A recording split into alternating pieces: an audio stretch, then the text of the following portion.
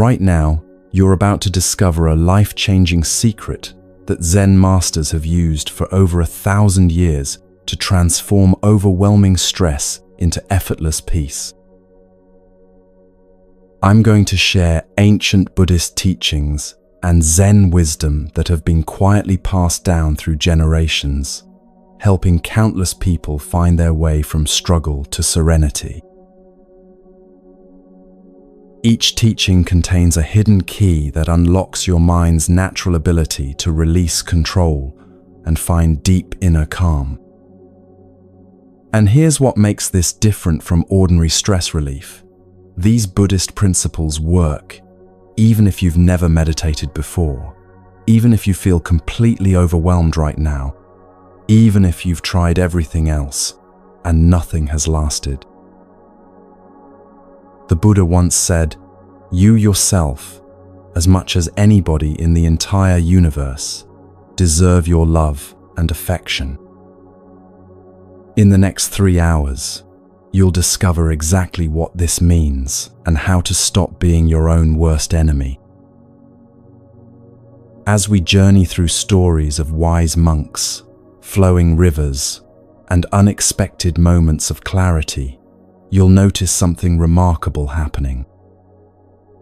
Your shoulders will begin to soften, your breathing will naturally deepen, and you'll find yourself letting go of burdens you didn't even realize you were carrying. If this feels like exactly what you need right now, let me know in the comments where you're listening from. So make yourself comfortable, grab a soft blanket or pillow, let your body settle into this moment. Take one deep breath with me now. And as you exhale, know that you've just taken the first step toward learning how to let life support you instead of fighting it every single day.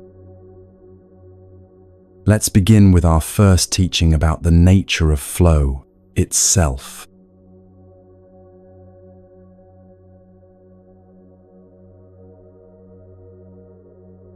There's a reason you feel like you're swimming upstream every single day.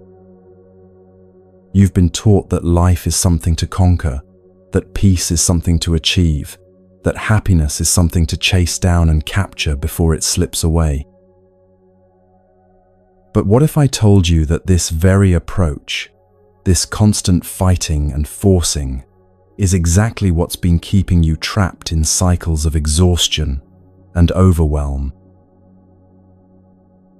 In ancient China, there lived a Zen master named Chuang Tzu, who watched a butcher work with such effortless grace that his knife never dulled, even after 19 years of use. When asked about his secret, the butcher smiled and said, "I don't cut through the bone, I find the spaces between." This simple story holds the key to everything we're going to explore together tonight. You see, life isn't meant to be a battle. The Buddha discovered this truth 2,500 years ago when he realized that our suffering doesn't come from life's difficulties, it comes from our resistance to them. Every time you tense up against what's happening, every time you fight what is, you're cutting through bone instead of finding the natural spaces where movement flows effortlessly. In Buddhist teaching, this effortless way of being is called Wu Wei, action without forcing, movement without struggle. It's not about being passive or giving up on your dreams. It's about learning to work with life's natural rhythms instead of against them, like a skilled sailor who uses the wind instead of fighting it. Think about your breathing right now. You're not forcing each breath to happen. It's flowing naturally, effortlessly, without your conscious control. This is what flow looks like in your daily life, when you stop trying to micromanage every moment and start trusting the deeper intelligence that's been keeping you alive since the day you were born. Right now, I want you to give yourself permission to stop. Stop trying so hard to fix everything. Stop pushing for outcomes. Stop carrying the weight of everyone else's expectations on your shoulders. Just for these next few hours, let yourself imagine what it would feel like to move through your days with the same effortless grace as that ancient butcher, finding the spaces where life naturally wants to flow. The exhaustion you feel isn't because life is too hard. It's because you've been making it harder than it needs to be. Tonight, we're going to remember how to let life support you instead of you having to support everything else. We're going to discover what the great Zen masters knew, that the most powerful action often comes from the deepest stillness, and the greatest strength is found in learning how to yield.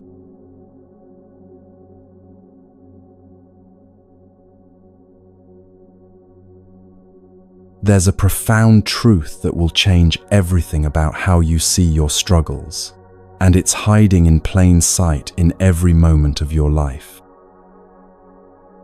Right now, the cells in your body are changing, your thoughts are shifting, your breath is moving in and out in a rhythm that has never stopped since you were born. Everything, absolutely everything, is in constant motion. And the moment you truly understand this, you'll discover why you've been suffering and how to find peace in the middle of any storm. The Buddha called this truth anicca, the reality that nothing in this world stays the same. Not your pain, not your joy, not your circumstances, not even your sense of who you are. And here's what makes this the most liberating teaching you'll ever encounter. The very thing you think is causing your suffering, that difficult situation, that overwhelming emotion, that person who hurt you, it's already changing, right now, even as we speak. Let me tell you about a Zen master who lived in ancient Japan, a woman named Myoan, who ran a small tea house near a mountain temple. Every morning, travelers would stop for tea before continuing their difficult journey up the mountain path. One day, a merchant arrived in terrible distress, his cart broken, his goods scattered, his livelihood seemingly destroyed.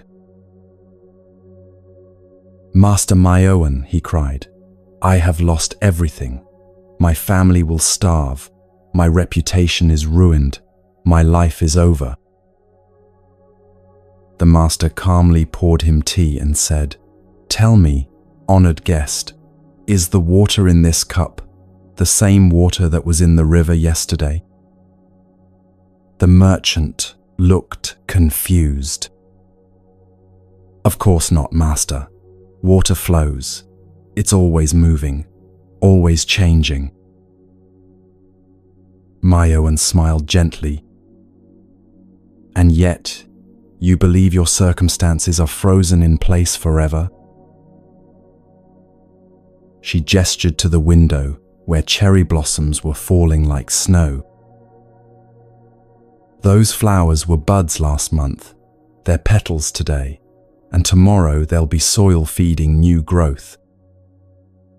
Nothing, not even your greatest loss, stays the same. The question is, will you flow with the changes, or will you try to hold back the river with your bare hands? This story isn't just a beautiful metaphor, it's a direct pointing to the source of all human suffering. We suffer not because life is difficult, but because we resist the natural flow of change. We cling to moments of happiness as if we could freeze them forever, and we push away moments of pain as if they were permanent fixtures in our lives. But the Buddha saw clearly that this clinging, this desperate attempt to control what cannot be controlled, is like trying to cup water in your hands and then crying when it inevitably flows through your fingers. Think about your own life right now. Is there something you're holding on to so tightly that your knuckles are white? Maybe it's a relationship that's changing, a job that's ending, a version of yourself that no longer fits. Or perhaps you're pushing against something with all your might, an illness, a loss, a disappointment that feels too heavy to bear. The exhaustion you feel isn't coming from the situation itself. It's coming from your resistance to the natural flow of change. The Buddha once said, "Of all footprints, that of the elephant is supreme. Similarly, of all meditative themes, that on death is supreme." This isn't meant to be morbid or frightening. It's meant to wake us up to the preciousness of this very moment. When we truly understand that nothing lasts forever, something beautiful happens. The difficulties that once seemed insurmountable begin to feel lighter because we know they're temporary. The beautiful moments become even more precious because we're not taking them for granted. Let me share another story, this one about a young monk named Ijo, who struggled terribly with anger. Every time someone criticized him or things didn't go his way, he would explode in rage, then spend days consumed with guilt and shame.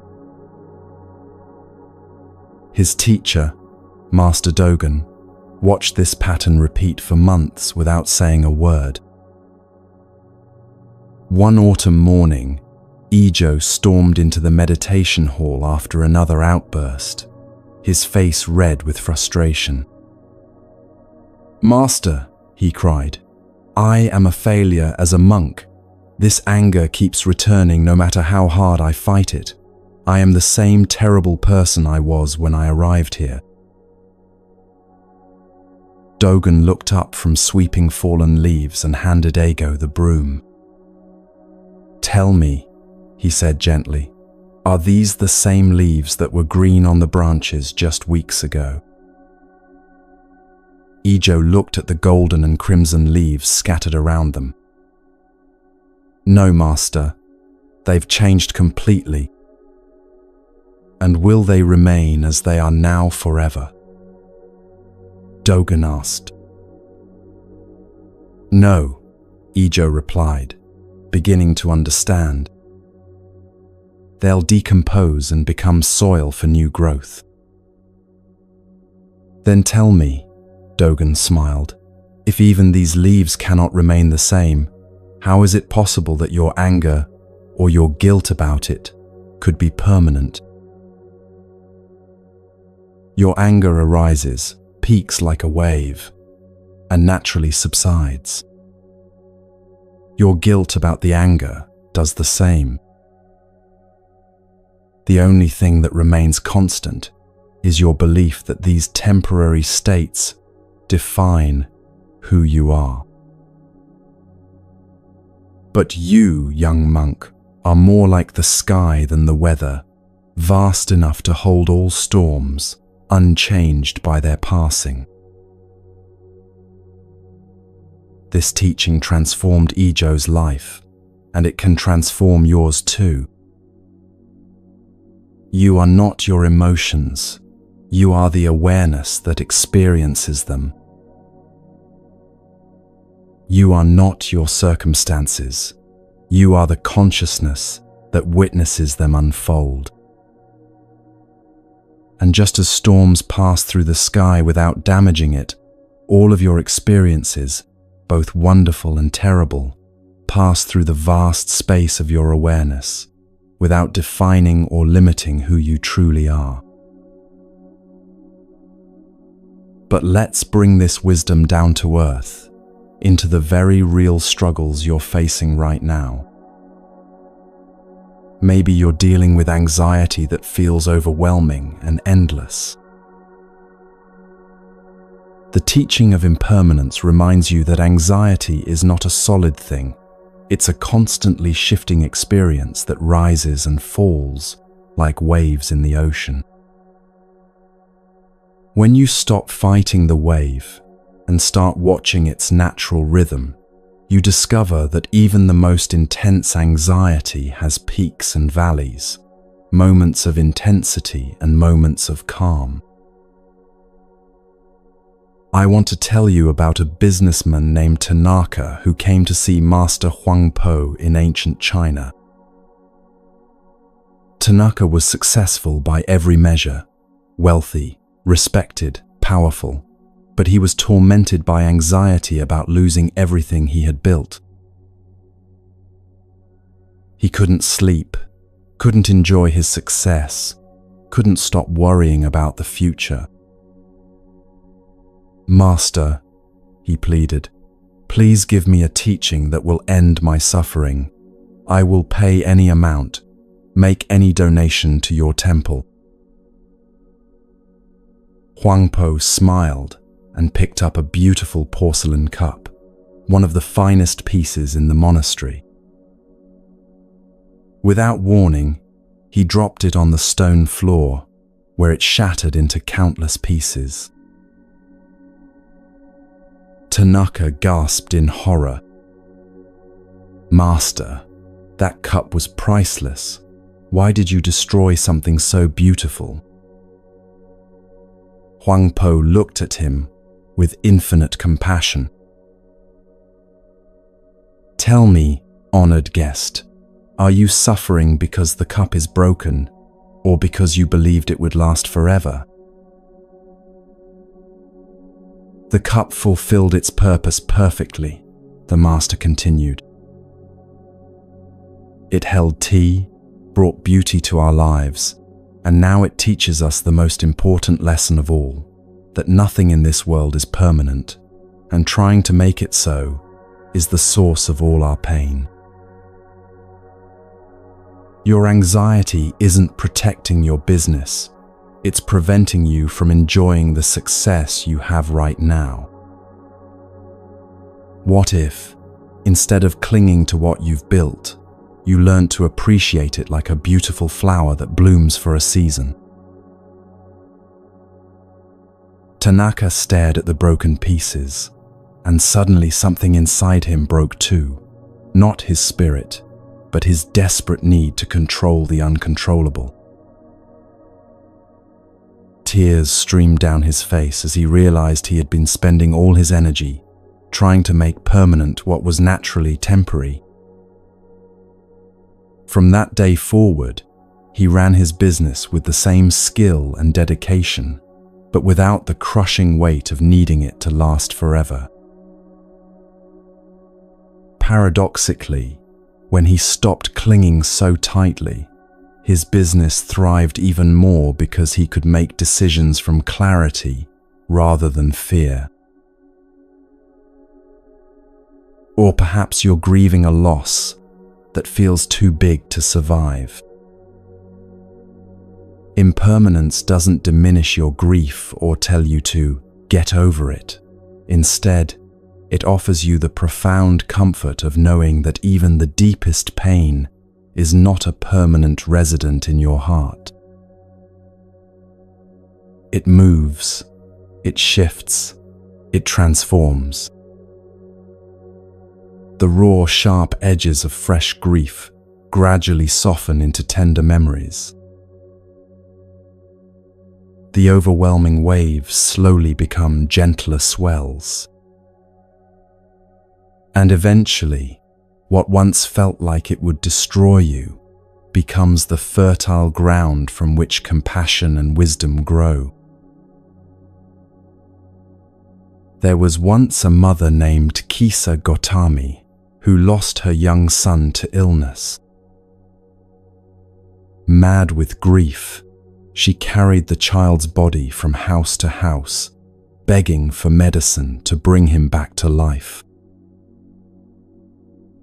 The people of her village, moved by her pain but knowing her request was impossible, sent her to the Buddha.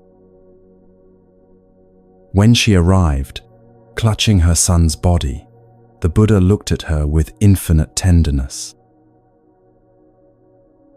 "I will help you," he said gently, "but first, you must bring me a mustard seed from a house where no one has ever died." Hope flickered in Kisa Gotami's eyes as she set out on this mission. She went to the first house, a wealthy merchant's home. "Please," she begged, "give me a mustard seed. My son has died and the Buddha says this will help." The family was moved by her pain and immediately offered her not just one but many mustard seeds. "But wait," Kisa Gotami asked, "has anyone in your household ever died?" The merchant's wife nodded sadly. "Yes, my father passed last year, and my brother the year before." Kisa Gotami moved to the next house, then the next, and the next. Everywhere she went, people were eager to help, but in every single home, someone had experienced the loss of a loved one. As the day wore on, something began to shift in her understanding. She was not alone in her suffering. Loss and death were part of the universal human experience. By evening, she had not found a single household untouched by death. She sat by the river, still holding her son, and finally understood what the Buddha had been trying to teach her. Death was not a cruel exception that had singled her out.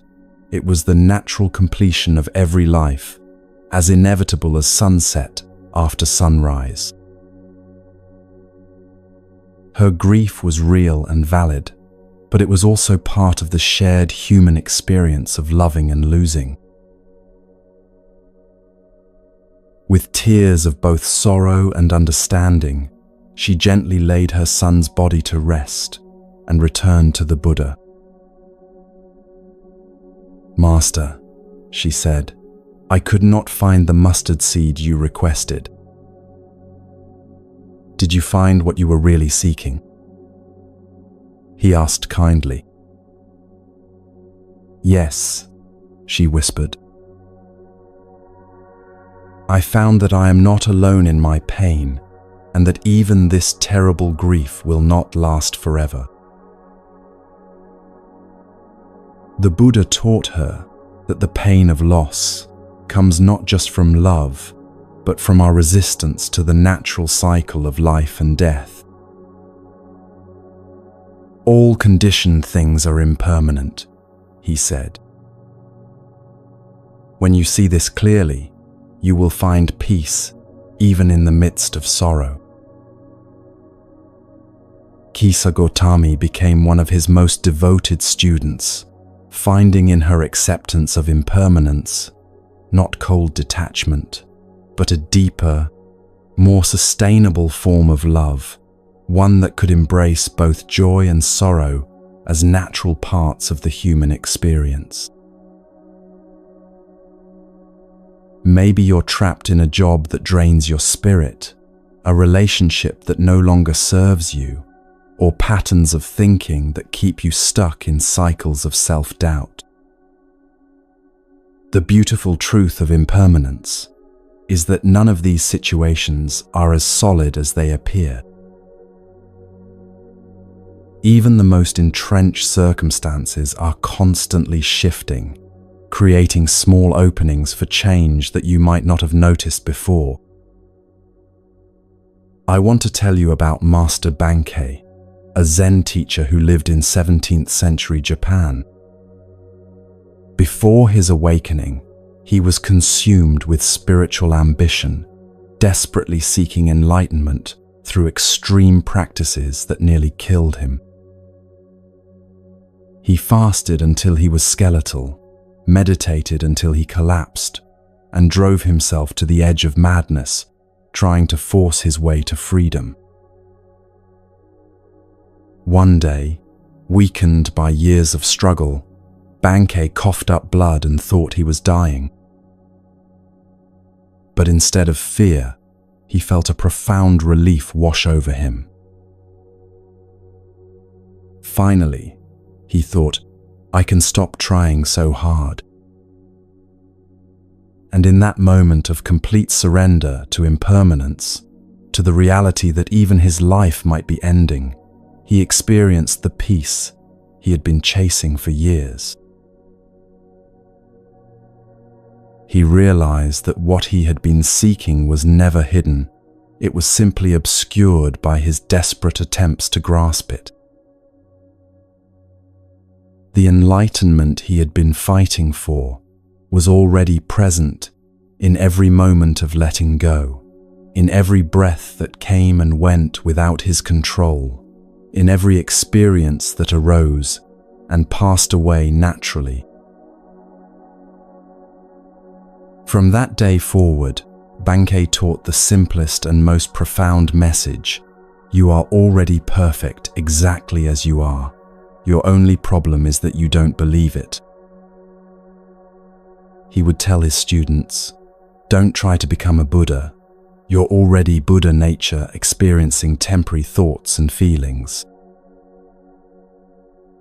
Don't fight the thoughts. Don't chase the feelings. Just notice that they come and go while you remain. This is the ultimate freedom that comes from understanding impermanence. You don't have to fix yourself, improve yourself, or become someone different to be worthy of peace. You simply have to stop clinging to the temporary experiences that flow through your awareness and remember that you are the vast, unchanging space in which all change occurs. Let me offer you a practice that can help you experience this truth directly. Right now, wherever you are, take a moment to notice something in your immediate environment, perhaps the sound of traffic, the feeling of air on your skin, or the quality of light in the room. Really pay attention to it for about 10 seconds. Now notice, has it stayed exactly the same? The traffic sounds have shifted. The sensation on your skin has changed. The light has moved slightly. Even in this brief moment, you've witnessed impermanence in action. Nothing, absolutely nothing, remains static. And this isn't a philosophical concept. It's the living reality of every moment. Your thoughts right now are different from your thoughts 5 minutes ago. Your body has changed, new cells have been born, others have died, your breath has cycled thousands of times. You are literally not the same person who began listening to these words. This realization can be initially unsettling. If everything is constantly changing, where do we find security? But the Buddha discovered that true security doesn't come from trying to stop change. It comes from learning to flow with it gracefully. It's like learning to swim instead of fighting the water. The water will always be stronger than you, but when you stop fighting it and start moving with its currents, it becomes your ally instead of your enemy. consider your greatest fear right now. Maybe it's the fear of loss, of failure, of being alone, of not being good enough. That fear feels so solid, so permanent, doesn't it? But watch it closely over the next few days. Notice how it changes intensity, how it comes and goes, how it's stronger in the morning or evening, how it shifts based on your thoughts, your environment, your physical state. You'll begin to see that even your deepest fears are not solid entities. They're constantly changing experiences that only have power when you believe they're permanent. The same is true for your pain, your anger, your sadness, your loneliness. And here's the beautiful paradox. It's also true for your joy, your love, your moments of peace and clarity. When you stop clinging to the positive experiences, trying to make them last forever, you actually allow yourself to enjoy them more fully. When you stop resisting the difficult experiences, knowing they're temporary, they lose their power to overwhelm you. There's an ancient Zen saying, "You are perfect as you are, and you could use a little improvement." This isn't a contradiction.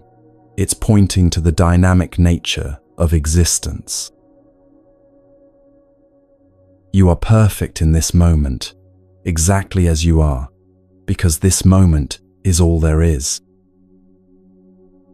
And you are also constantly changing, constantly growing, constantly becoming something new. The improvement happens naturally when you stop fighting the flow of change and start trusting it. The Buddha taught that there are 3 marks of existence: impermanence, suffering, and non-self. We suffer because we don't understand impermanence, and we don't understand impermanence because we cling to a solid sense of self that doesn't actually exist. But when we begin to see clearly that everything is constantly changing, including our sense of who we are, we discover a freedom that can't be taken away by any external circumstance. Let me tell you one more story about a master named Joshu who lived to be 120 years old.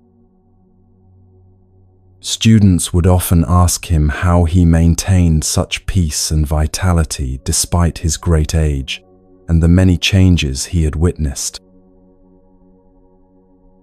His answer was always the same: "I don't try to hold on to yesterday or reach for tomorrow. I simply meet each moment as it comes, like an old friend I haven't seen in a while." When pressed to explain further, Joshu would smile and say, "Each breath is brand new, each heartbeat unique, each moment unrepeatable. Why would I waste such gifts by wishing they were different? I am curious to see what each moment will teach me, what each change will reveal." Growing old is just another way of flowing. I don't resist the river of time. I let it carry me toward whatever comes next. This is the essence of living in harmony with impermanence, not passive resignation, but active engagement with the flow of life. When you understand that change is not your enemy but your teacher, you begin to approach each day with curiosity instead of dread. You start to see challenges as opportunities for growth, losses as chances to discover what truly matters, and uncertainty as the space where new possibilities can emerge. Tonight, as you continue listening to these words, I invite you to practice the art of letting go. Not letting go of what you love, but letting go of your desperate need to control how long it lasts. Not letting go of your dreams, but letting go of your attachment to exactly how they must unfold. Not letting go of caring, but letting go of the exhausting burden of trying to manage every outcome. Remember the merchant whose cart was broken, and how Master Mayoan taught him to see his circumstances as temporary. He learned to rebuild his business with a new understanding that success and failure are both temporary visitors, and his happiness didn't depend on controlling which one was visiting at any given time. He became successful again, but more importantly, he became free from the fear of loss, because he understood that loss, like everything else, is temporary. This is the gift that awaits you when you truly embrace the truth of impermanence. You become like water, flexible, responsive, able to flow around obstacles instead of being stopped by them. You become like the sky, vast enough to hold any weather, unchanged by the storms that pass through. You become like the ancient masters who found peace, not in controlling life, but in dancing with its ever-changing rhythms. As we prepare to journey deeper into these teachings, take a moment to feel the relief that comes with this understanding. Whatever you're struggling with right now, it's already changing. Whatever pain you're carrying, it's not as solid as it seems. Whatever fears are keeping you awake at night, they're temporary visitors in the vast space of your awareness. You don't have to fix everything right now. You don't have to have all the answers. You just have to remember that you are the unchanging awareness in which all change occurs, and that this awareness is vast enough, patient enough, and loving enough to hold everything that comes and goes.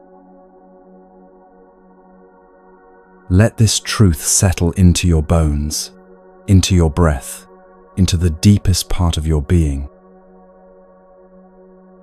You are safe, even in the midst of change.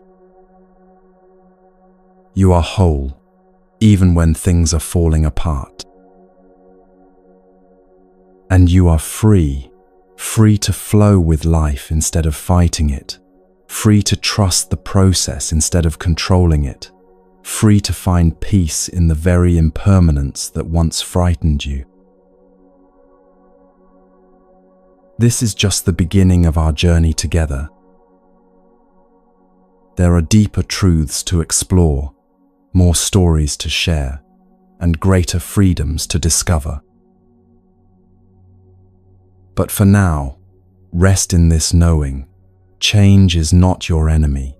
It's the very force that makes growth, healing, and transformation possible. Trust it, flow with it, and let it carry you toward the peace you've been seeking all along.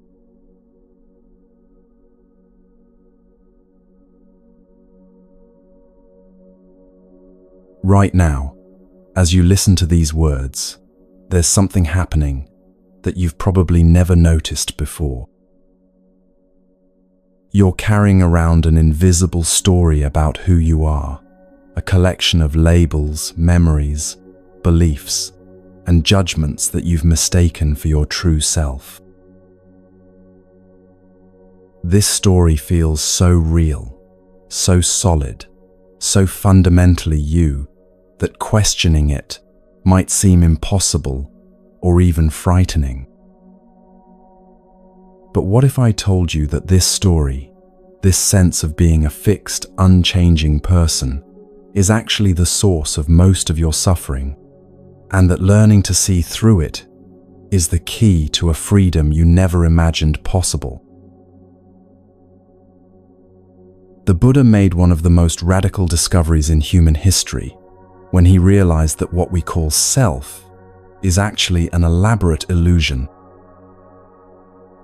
He called this insight anatta, or anatman, the teaching that there is no fixed, permanent self to be found anywhere in our experience.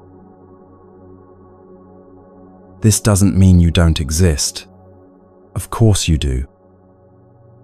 But it means that who you really are is far more spacious, flexible, and free than the narrow story you've been telling yourself.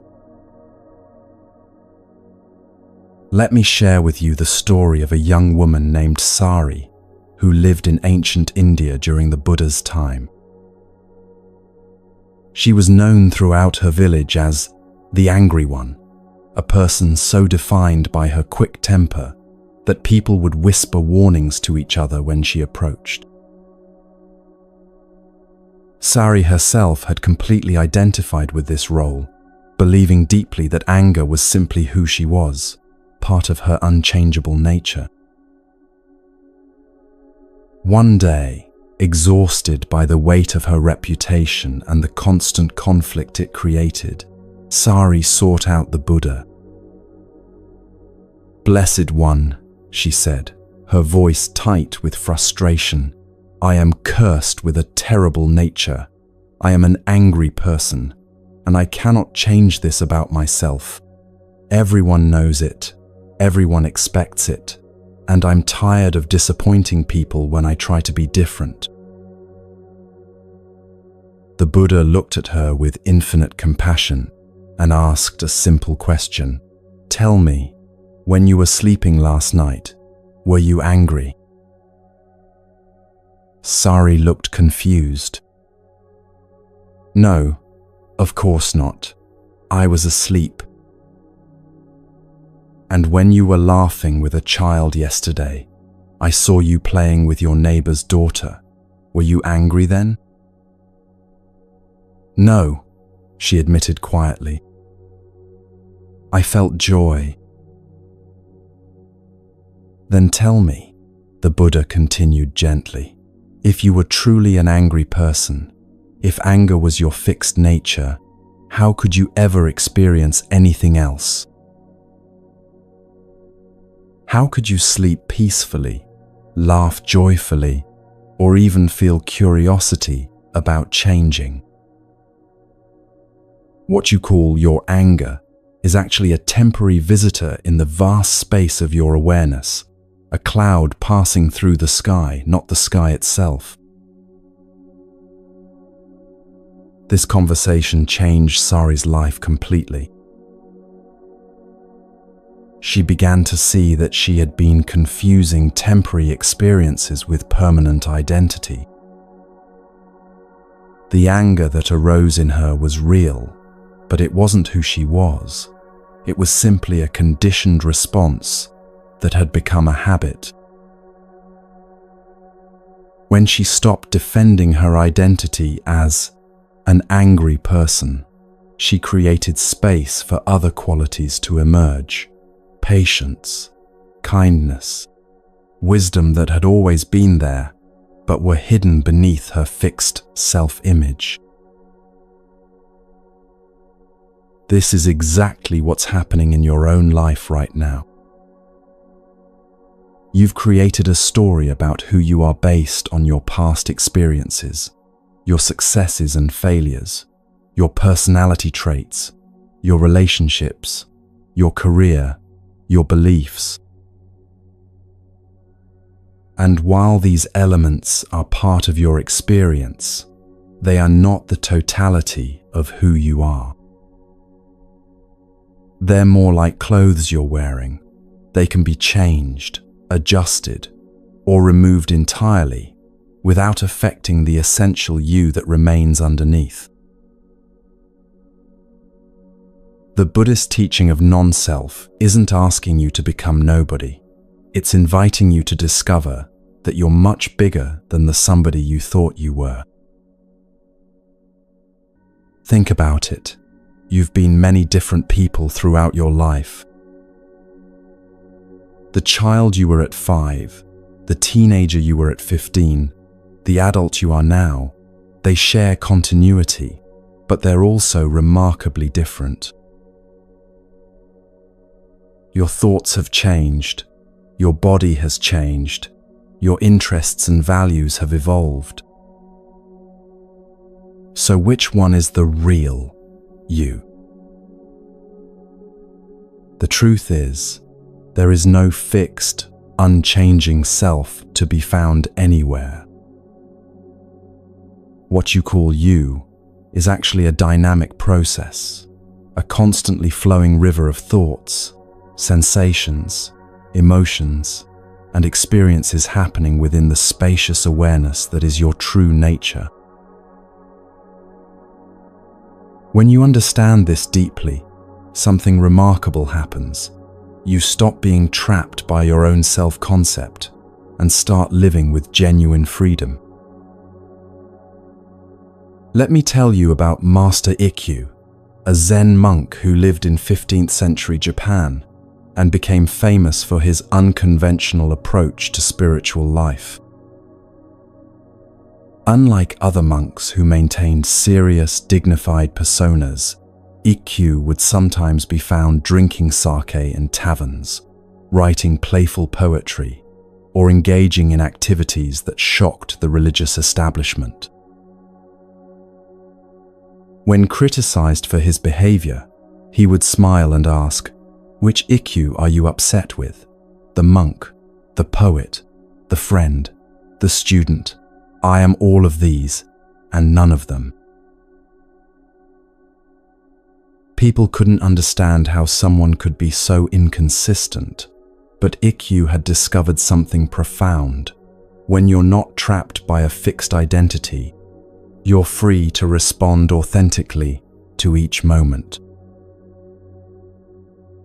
He wasn't being fake or hypocritical.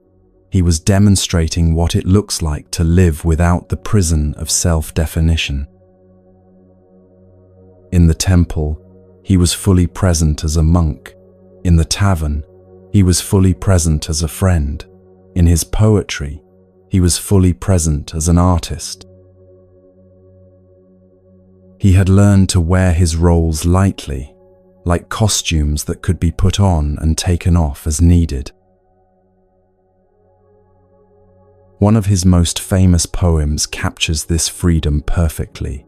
Having nothing, nothing can be lost. Having no fixed identity, I am free to become anything the moment requires. What joy there is in this emptiness. What peace in having no self to defend. This might sound frightening at first.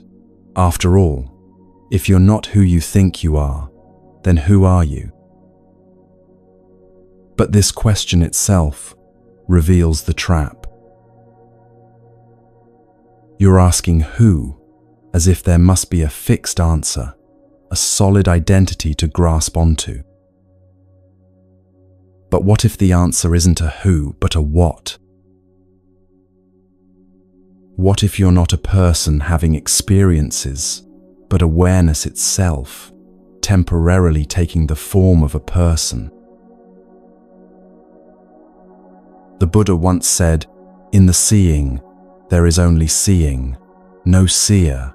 In the hearing, there is only hearing, no hearer. In the thinking, there is only thinking, no thinker." This points to a radical truth. What you call yourself is actually just awareness, experiencing different phenomena, moment by moment. There's no separate entity standing apart from experience, observing it from the outside. There's just the pure experiencing itself. Let me share another story about a wealthy merchant named Chen, who came to visit Master Yunmen in ancient China. Chen was deeply troubled because he felt like a fraud in every aspect of his life. "Master," he confided, "at home, my family sees me as a devoted father and husband, but inside, I often feel impatient and selfish. In business, people respect me as an honest merchant, but I sometimes have greedy thoughts. In the community, I'm known as a generous donor to the temple, but my motivations aren't always pure. I feel like I'm living multiple lives, wearing different masks for different people. Which one is the real me?" Yunmen listened patiently, then picked up a mirror from his desk. "Tell me," he said, "when this mirror reflects the mountain, is it a mountain mirror? When it reflects the sky, is it a sky mirror? When it reflects your face, is it a Chen mirror?" "No, Master," Chen replied, beginning to understand. "It's just a mirror, reflecting whatever appears before it." "Exactly, Yun," Men smiled. "You are like this mirror, pure awareness reflecting different experiences, different roles, different aspects of being human. The problem isn't that you have multiple facets. The problem is that you believe you must be only one fixed thing. A mountain doesn't stop being a mountain when clouds pass over it, and you don't stop being you when different thoughts and feelings arise. The mirror is never stained by what it reflects, and your true nature is never limited by the temporary experiences that appear within it." This teaching transformed Chen's relationship with himself completely. He stopped trying to maintain a consistent personality and started appreciating the richness of his multifaceted humanity. He could be genuinely patient with his children while acknowledging moments of irritation. He could be honestly generous while recognizing mixed motives. He could be authentically spiritual while embracing his human imperfections. He discovered that authenticity doesn't mean being consistent. It means being honest about the full spectrum of your experience, without needing to defend or justify any of it. This is what the Buddha meant when he taught about the 5 aggregates: form, sensation, perception, mental formations, and consciousness. He showed that what we call self is actually these 5 constantly changing processes working together, with no fixed entity controlling or experiencing them. It's like a symphony. There's music, but no separate musician apart from the playing. There's melody, harmony, and rhythm, but no solid symphony self that exists independently of these elements. When you really understand this, something profound shifts in how you relate to your problems. You stop taking your thoughts so personally because you realize they're just mental formations arising and passing away in awareness. You stop being so defensive about criticism because you're not protecting a fixed image anymore. You stop feeling trapped by your past because you realize that the person who had those experiences was already a different configuration of the 5 aggregates than who you are now. Let me tell you about a modern application of this ancient wisdom. There was a woman named Sarah who came to understand non-self during a particularly difficult period in her life. She had recently gone through a divorce, lost her job, and was struggling with depression. For months, she identified completely with these circumstances, thinking, "I am a failure, I am broken, I am someone who can't handle life." One evening, while walking in her garden, she noticed how the flowers were constantly changing, buds opening, petals falling, new growth emerging. Suddenly, she had a profound realization. The depression she was experiencing was like the weather in her inner sky, real, present, sometimes overwhelming, but not who she was. The failure she felt was like clouds passing through the vast space of her awareness, temporary formations that would eventually dissolve and be replaced by something else. This insight didn't make her problems disappear overnight, but it changed her relationship to them completely. Instead of being consumed by the identity of a depressed person, she could acknowledge the experience of depression while remaining connected to the awareness that was witnessing it. She could feel sad without becoming sadness, disappointed without becoming disappointment, scared without becoming fear.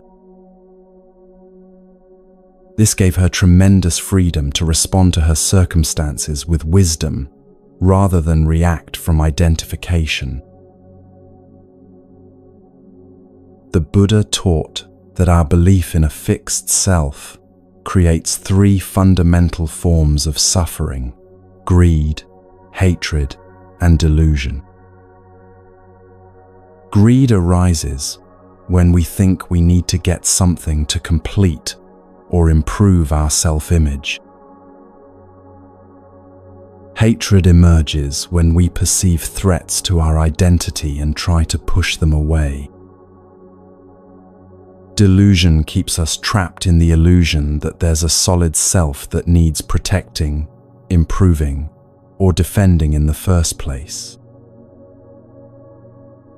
When you see through the illusion of fixed selfhood, all three forms of suffering naturally begin to dissolve.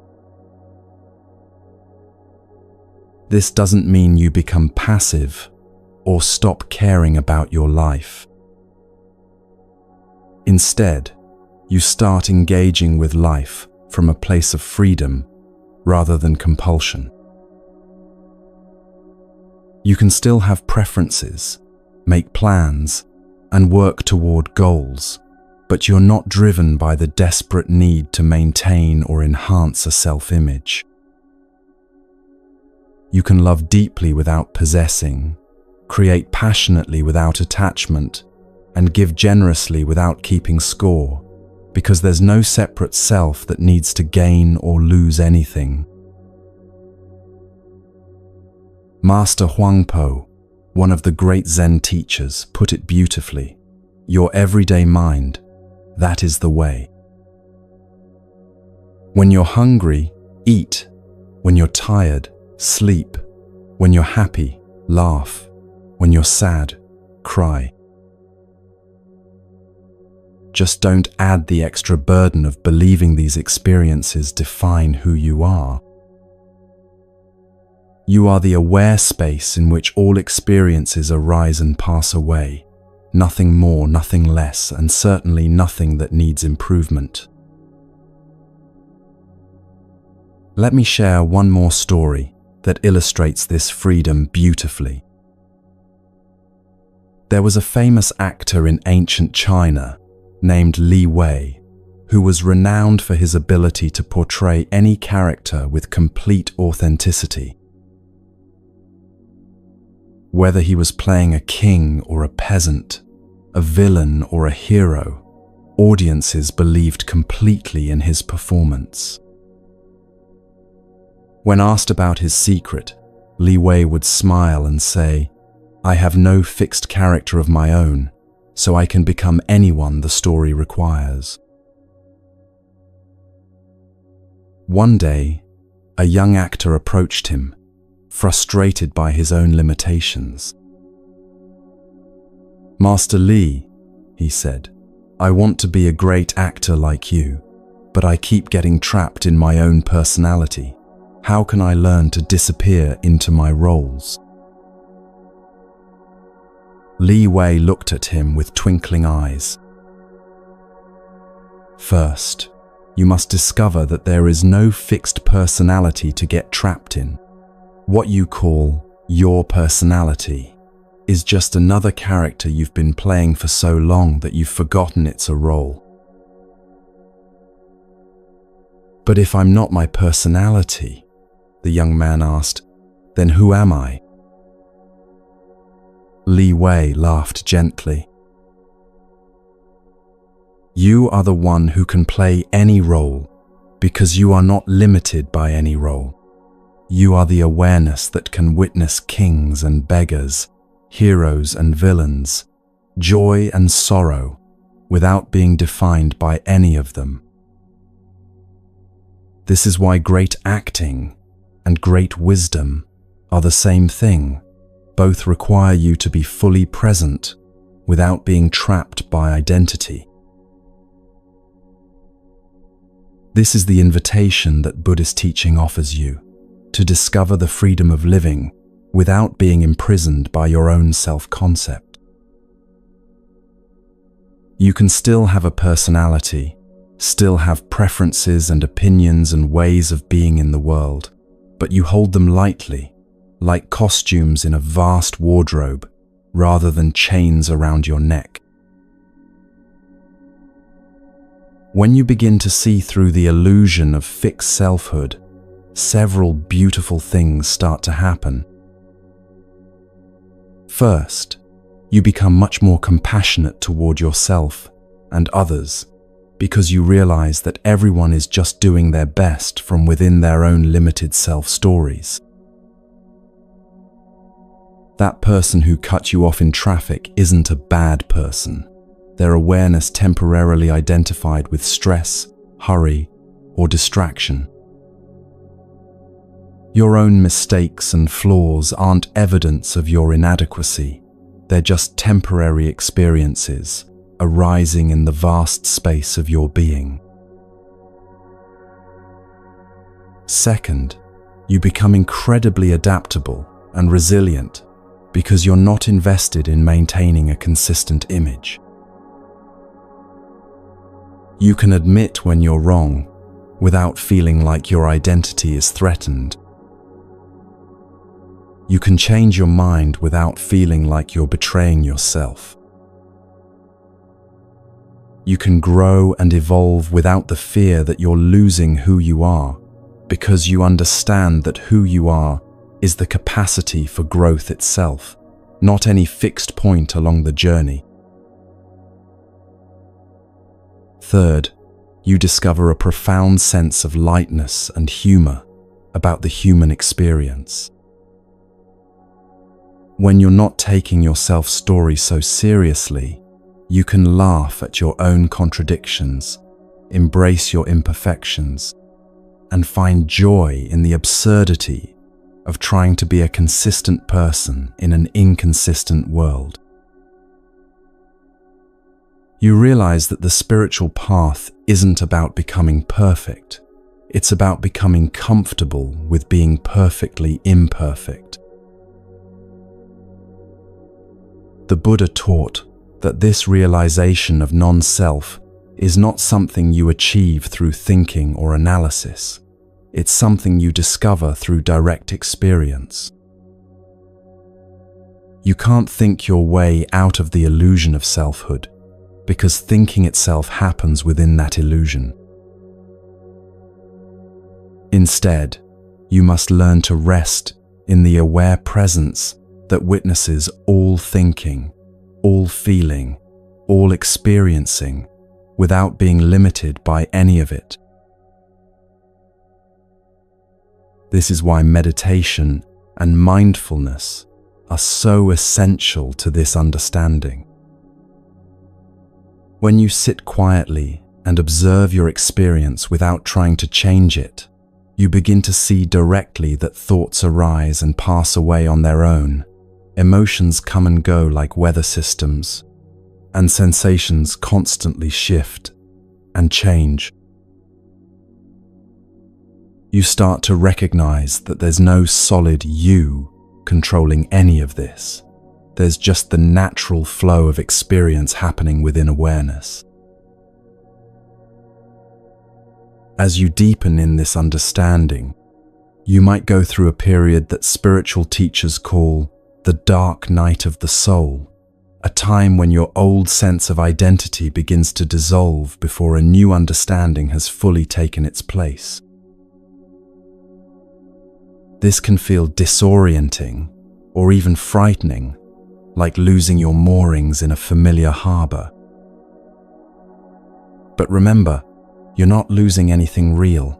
You're only losing the illusion that was causing you to suffer. What emerges on the other side is a sense of freedom, spaciousness, and authentic presence that no external circumstance can threaten. Tonight, as you continue listening to these teachings, I invite you to practice seeing through your own self-story. Notice how often you define yourself with statements like, "I am someone who always," or "I'm not the kind of person who," or "That's just how I am." Each time you catch yourself in this kind of thinking, gently ask, who is aware of this thought? Who is witnessing this belief about myself? You'll discover that the one who is aware of your self-concept is not limited by it. The awareness that witnesses your personality is more spacious than any personality. The consciousness that observes your story is not trapped within that story. This awareness, this witnessing presence, this open space of knowing, this is who you really are. You are not your thoughts, because you can observe your thoughts. You are not your emotions, because you can witness your emotions.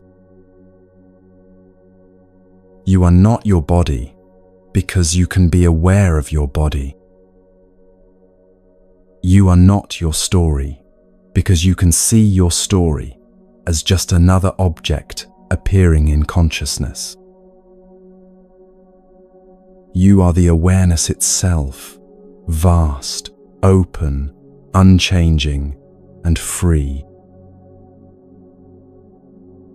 This understanding brings tremendous relief because it means you don't have to fix yourself, improve yourself, or become someone different to be whole. You already are the wholeness you've been seeking. You don't need to defend your image because you realize there's no solid image to defend. You don't need to prove your worth because your worth is not dependent on any story or achievement. It's inherent in your very being. As we prepare to explore even deeper aspects of this ancient wisdom, take a moment to feel the spaciousness that's available when you stop defending a fixed sense of self. Notice how much mental energy becomes available when you're not constantly monitoring and managing your self-image. Feel the relief that comes with knowing you don't have to be consistent, perfect, or anything other than authentically present to whatever is arising right now. This is the beginning of true freedom, not the freedom to do whatever you want, but the freedom to be who you really are beneath all the masks, stories, and identities you've collected along the way. You are vast enough to contain all possibilities, flexible enough to respond to any situation, and free enough to love without limitation. This is your birthright, your true nature, and the foundation of all genuine peace and happiness.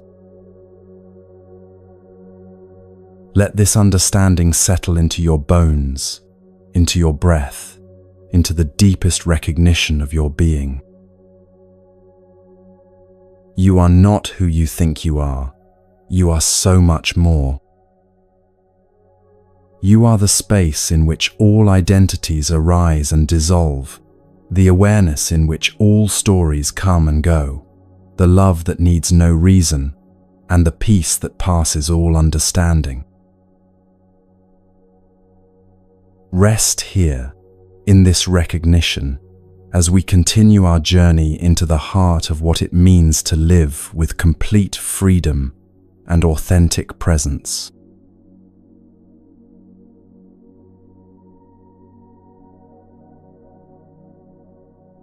In this very moment, you're living in the middle of a great storm.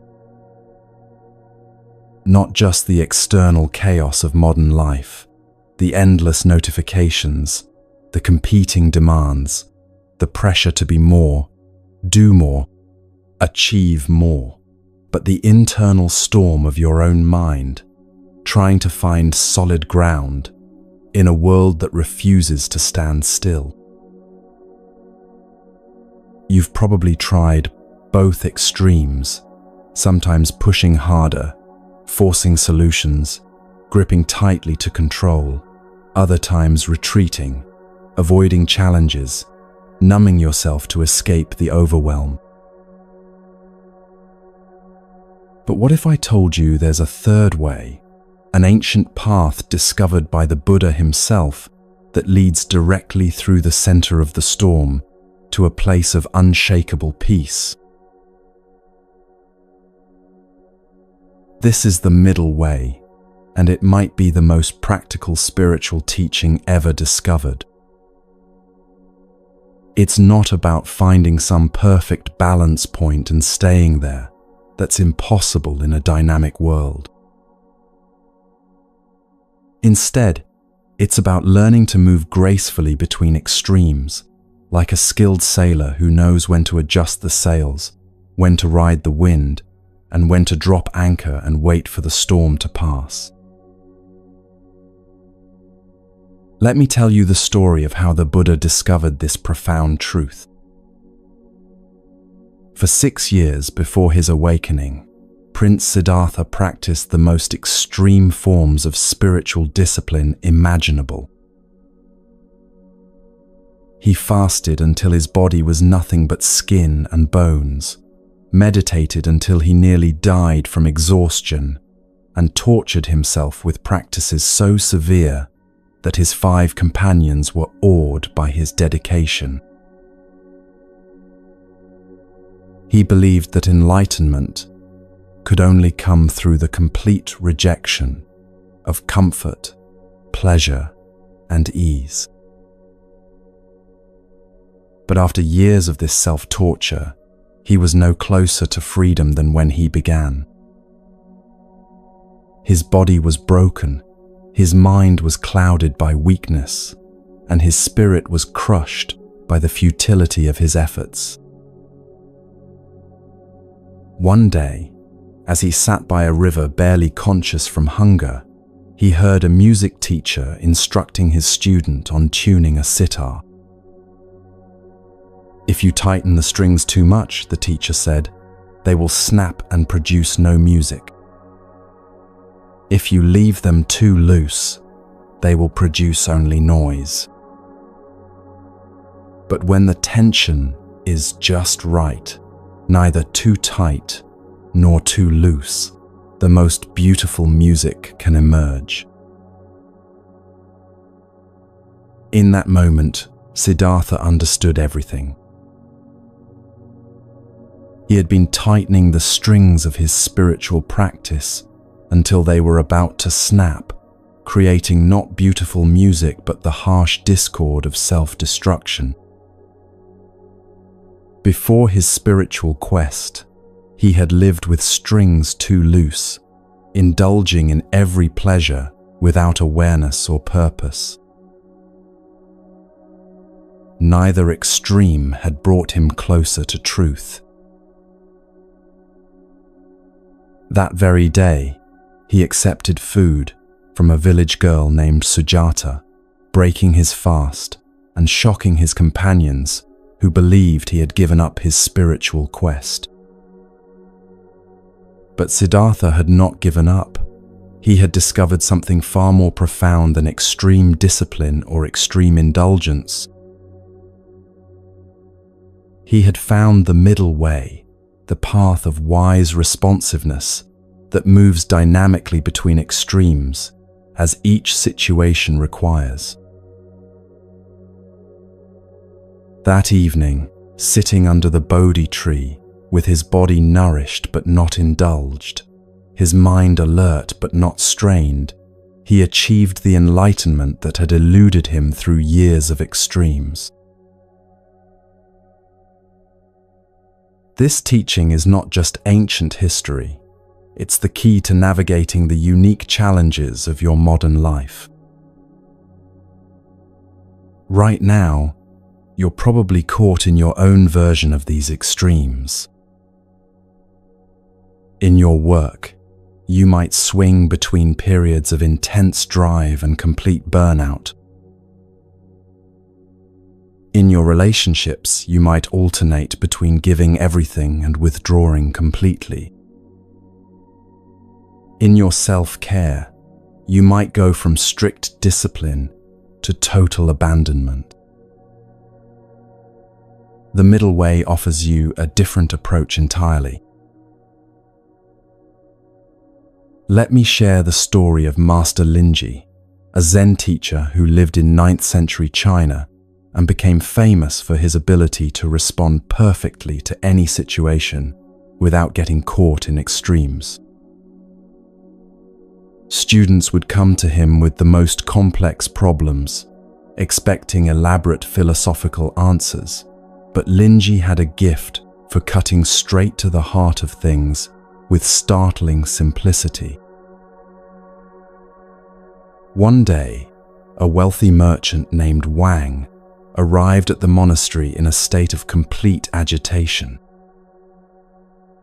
"Master," he said, "I am torn between two impossible choices. My business is failing, and I must decide whether to take a huge risk that could save everything, or lose what little I have left, or play it safe and slowly watch everything I've built crumble away. Every advisor gives me different counsel. Some say be bold, others say be cautious. I'm paralyzed by the decision and running out of time." Linji listened calmly, then stood up and walked to a small garden where bamboo grew beside the monastery wall. He pointed to the bamboo swaying gently in the breeze. "Tell me," he said to Wang, "is this bamboo being bold or cautious?" Wang stared at the bamboo, confused. I don't understand, Master. It's just bamboo moving in the wind." "Exactly," Linji smiled. "It's not trying to be bold or cautious. It's responding to what is actually happening. When the wind is gentle, it sways lightly. When the wind is strong, it bends deeply. When there's no wind, it stands straight. It never breaks because it never fights the conditions, but it never gives up its essential nature either. Your business decision will become clear when you stop trying to choose between being bold or cautious and start responding to what the situation actually requires." Wang spent the next 3 days at the monastery, not analyzing his business situation, but learning to quiet his mind enough to feel what was actually happening beneath all his fears and strategies. By the fourth day, he knew exactly what to do, a creative solution that was neither the risky gamble nor the safe retreat his advisors had proposed, but a responsive middle path that honored both prudence and courage. His business not only survived but thrived, because his decision came from wisdom rather than fear or greed. This is what the middle way looks like in practical application, not a rigid adherence to moderation, but a dynamic responsiveness that knows when to lean in and when to pull back, when to speak and when to remain silent, when to act and when to wait. It's like learning to dance with life instead of fighting it or surrendering to it completely. The Buddha taught that there are three fundamental ways we get trapped in extremes: through attachment, aversion, and ignorance. Attachment makes us cling too tightly, like over-tightening the strings of the sitar. Aversion makes us push too hard against what we don't want, creating resistance and conflict. Ignorance keeps us unconscious of what's actually happening, so we react from old patterns instead of responding to present reality. The middle way is the path of conscious, responsive engagement that avoids all three traps. Let me tell you about a modern woman named Maria, who discovered this balance during one of the most challenging periods of her life. She was a successful architect who had always lived in extremes, either working 18-hour days on projects or crashing into complete exhaustion for weeks at a time. Her relationships followed the same pattern: intense periods of connection, followed by emotional withdrawal when things got difficult. When Maria's mother was diagnosed with Alzheimer's disease, her tendency toward extremes became unsustainable. At first, she threw herself into caregiving with the same intensity she brought to her work, trying to control every aspect of her mother's care, researching every treatment, and pushing herself to the breaking point. When that approach led to burnout and resentment, she swung to the opposite extreme, distancing herself emotionally and leaving most of the care to professional services. Neither approach brought her peace or served her mother well. Through a friend, Maria discovered Buddhist meditation and began attending talks at a local Zen center. There, she learned about the middle way and began to apply it to her impossible situation. Instead of trying to control her mother's illness or escape from it entirely, Maria learned to be present with whatever each day brought. Some days, she had the energy and emotional capacity to spend hours with her mother. Other days, she could only manage a brief visit or phone call. Instead of judging herself for these variations or trying to maintain perfect consistency, she began to honor her own rhythms and limitations while still showing up with love. She discovered that the middle way wasn't about doing less or doing more. It was about doing what was needed with awareness and compassion for both herself and her mother. On days when her mother was confused and agitated, Maria learned to stay calm and present, without trying to fix the situation. On days when her mother was lucid, she treasured their conversations without clinging to them or demanding they happen more often. This approach transformed not only her relationship with her mother's illness, but her entire way of being in the world. Her work became more sustainable because she learned to engage fully while recognizing her limits. Her relationships deepened because she could be present with both joy and difficulty without getting overwhelmed by either.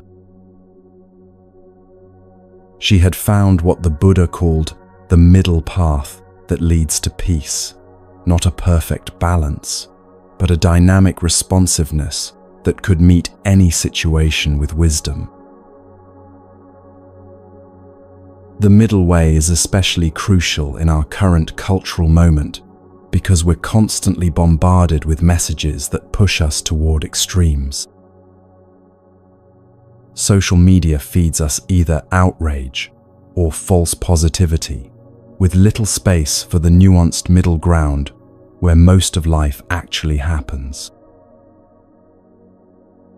Self-help culture often promotes either intense optimization or complete surrender, missing the gentle perseverance that creates lasting change. Political discourse has become so polarized that finding common ground feels almost impossible. But the Buddha's teaching shows us another way. He said, "Avoid both indulgence and self-mortification. Neither leads to wisdom." In modern terms, this means avoiding both the extremes of constant self-improvement and the extremes of giving up on growth entirely. The middle way invites you to engage with your life fully while holding your efforts lightly, to care deeply while remaining unattached to outcomes. Let me share another story that illustrates this beautifully. There was once a Zen master named Joshu who was famous for living to be 120 years old while maintaining remarkable vitality and peace throughout his long life. Students would often ask him about his secret to longevity and happiness. One day, a young monk approached him with this question, "Master, I am confused about how to live. Some teachers say we should detach from the world completely to find peace, while others say we should engage fully with life to find meaning. Some say discipline is everything, others say spontaneity is the key. Some promote constant activity, others constant meditation. Which path is correct?" Joshu smiled and picked up his walking stick, which was worn smooth from decades of use. "Tell me," he said, "does this stick serve me better when I lean on it heavily or when I carry it without touching the ground?" The young monk thought carefully. "Neither, master. It serves you best when you use it as needed. Sometimes for support, sometimes as a walking aid, sometimes just carried lightly at your side." "Now you understand the middle way," Joshu laughed. "I don't detach from life completely, nor do I cling to it desperately. I engage fully when engagement is called for, and I rest deeply when rest is needed. I practice discipline when it serves clarity, and I allow spontaneity when it brings joy. I work when work is meaningful, and I sit in stillness when stillness is wise. The path is not found in choosing one extreme or the other. It's found in learning to respond appropriately to whatever life presents. This responsiveness is perhaps the most practical skill you can develop for navigating modern life. Instead of having rigid rules about how you should always behave, you develop the wisdom to sense what each situation actually requires. Instead of getting trapped in reactive patterns, you create space to choose your response consciously. Consider how this might apply to your daily stress and overwhelm. When you feel overwhelmed, your mind probably jumps to extremes. Either you need to work harder and push through, or you need to escape completely and avoid all responsibilities. The middle way offers a third option: pause, breathe, and ask what this moment actually needs. Maybe what's needed is to prioritize ruthlessly, focusing on what's truly essential and letting go of what's merely urgent. Maybe it's to ask for help instead of trying to handle everything alone. Maybe it's to take a genuine break, not an escape from responsibility, but a conscious restoration of your energy so you can meet your responsibilities more effectively. The answer isn't found in a rule book. It's discovered through mindful attention to what's actually happening in your life right now. The Buddha taught that this middle path requires 3 essential qualities: mindfulness, right effort, and equanimity. Mindfulness allows you to see clearly what's happening without getting caught in stories about what it means. Right effort means engaging fully, without forcing, like the perfectly tuned strings of a musical instrument. Equanimity gives you the stability to remain centered, whether things are going well or poorly. Let me tell you about Master Dogen, the founder of Soto Zen in Japan, who embodied these qualities in his approach to spiritual practice. Unlike teachers who promoted intense retreats or dramatic breakthrough experiences, Dogen taught just sitting, a practice of meditation that was neither striving for special states nor spacing out in dullness. When students would come to him frustrated by their lack of dramatic spiritual experiences, Dogen would smile and say, "You are sitting Buddha right now. Why do you need to become something you already are?" When other students became lazy in their practice, thinking they didn't need to make any effort since they were already Buddha, he would gently but firmly guide them back to committed engagement. His teaching was perfectly calibrated to each person's tendency toward extremes. For the driven, achievement-oriented students, he emphasized being rather than becoming. For the passive, avoidant students, he emphasized the importance of sincere effort and dedication. He had mastered the art of meeting each person exactly where they were and guiding them toward the middle path. One of Dogen's most famous teachings captures this balance perfectly. Practice and enlightenment are one. This means you don't practice in order to achieve enlightenment in the future. Your sincere practice right now is enlightenment expressing itself. This completely dissolves the extreme of grasping for spiritual attainment, while maintaining the importance of dedicated engagement. This understanding can transform your relationship with any area of growth or change in your life. Whether you're working on your health, your relationships, your career, or your inner development, the middle way invites you to engage fully with the process, while releasing attachment to specific outcomes.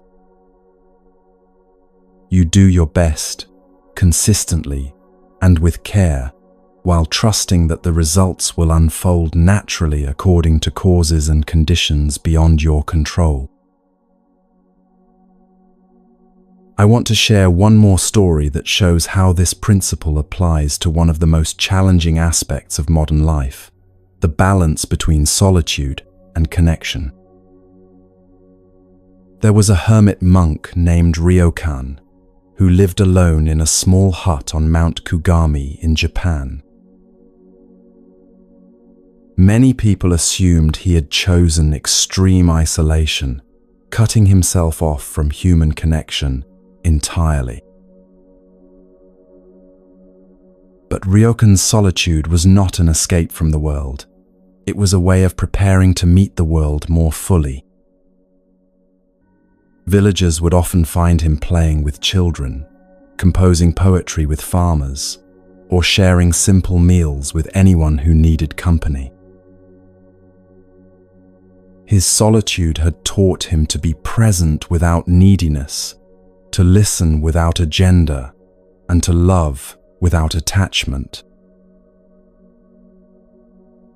When asked about his unusual lifestyle, neither completely withdrawn nor fully engaged with society, Ryokan would say, "I retreat not to escape people, but to discover what I have to offer them. I engage not to fill my emptiness, but to share my fullness."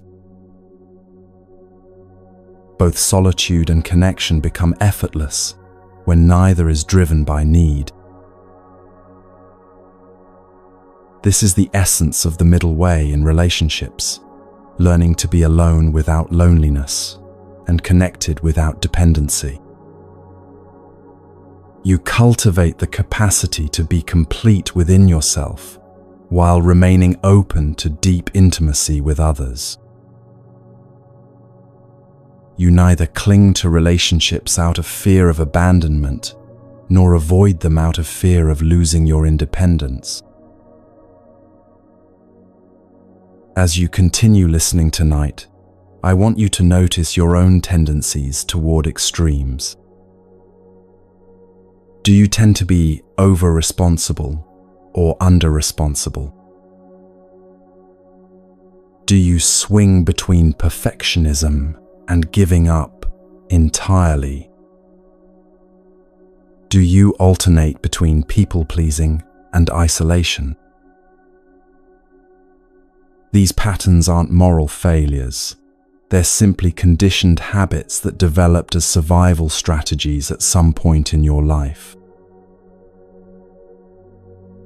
The middle way doesn't ask you to judge these tendencies or force yourself to change them immediately. Instead, it invites you to bring gentle awareness to them, to notice when you're being pulled toward an extreme, and to experiment with finding the responsive center between opposing forces. The Buddha said, "Better than 1,000 hollow words is one word that brings peace." The middle way is that one word, not a concept to understand intellectually, but a lived experience of moving through life with wisdom, balance, and responsive presence. It's the art of being fully engaged without being driven, completely relaxed without being passive, totally open without being naive. This path requires patience because it goes against our cultural conditioning toward quick fixes and dramatic solutions. The middle way is rarely dramatic. It's the quiet consistency of showing up day after day, the gentle persistence of staying present through both joy and difficulty, the humble wisdom of doing what's needed, without fanfare or recognition. But this patience is not passive waiting, it's active engagement with the present moment. It's the patience of a gardener who tends the soil, plants the seeds, and trusts the natural process of growth without trying to force flowers to bloom faster than their season allows. It's the patience of water that flows steadily around obstacles, neither rushing violently nor stagnating in pools, but finding the natural path forward through any terrain. As we reach this midpoint in our journey together tonight, take a moment to feel the relief that comes with releasing the burden of extremes. You don't have to have everything figured out perfectly. You don't have to choose between caring too much or not caring at all. You don't have to be either completely disciplined or completely spontaneous. The middle way gives you permission to be human, beautifully, imperfectly, responsively human. Notice how your body feels when you release the tension of trying to get life exactly right. Feel the spaciousness that opens when you stop forcing outcomes and start trusting the process. This is your natural state, not the extremes of grasping or avoiding, but the flowing responsiveness that knows how to meet each moment with appropriate action. You are learning to live like bamboo in the wind, flexible enough to bend without breaking, rooted enough to remain stable in storms, responsive enough to dance with whatever conditions arise. This is the ancient wisdom your modern life has been waiting for, not another system to master, but a way of being that brings peace to chaos, clarity to confusion, and grace to the inevitable challenges of being human. The middle way is not a destination you arrive at. It's a path you walk moment by moment, choice by choice, breath by breath. And right now, in this very moment, you are already walking it simply by listening with openness, by allowing these teachings to touch you without forcing them to change you, by being present to whatever is arising without needing it to be different.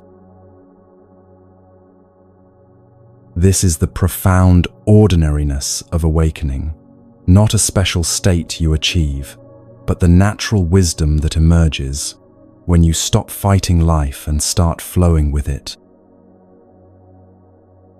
Continue walking this path with us as we explore even deeper aspects of this timeless wisdom, each step taking you further into the heart of what it means to live with complete freedom and authentic presence.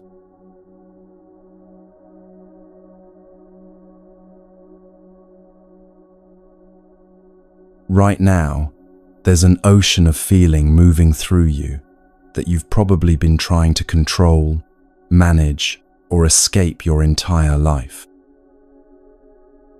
Waves of emotion rise and fall in your inner world.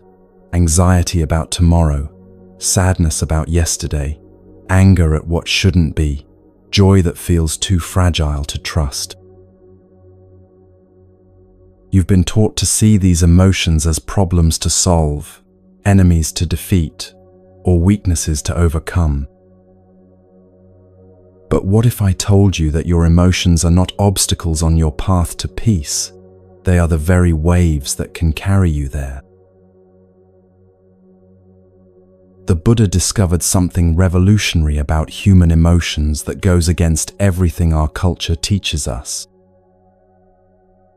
He realized that we don't suffer because we have difficult feelings. We suffer because we resist them, fight them, or become completely identified with them. Emotions are like weather patterns in the vast sky of your awareness. They arise naturally, move through your experience, and dissolve on their own when we stop interfering with their natural flow. Let me share with you the story of Pattakara, a woman who lived during the Buddha's time and experienced what might be the deepest emotional pain imaginable. She had married against her parents' wishes and moved far from home with her husband.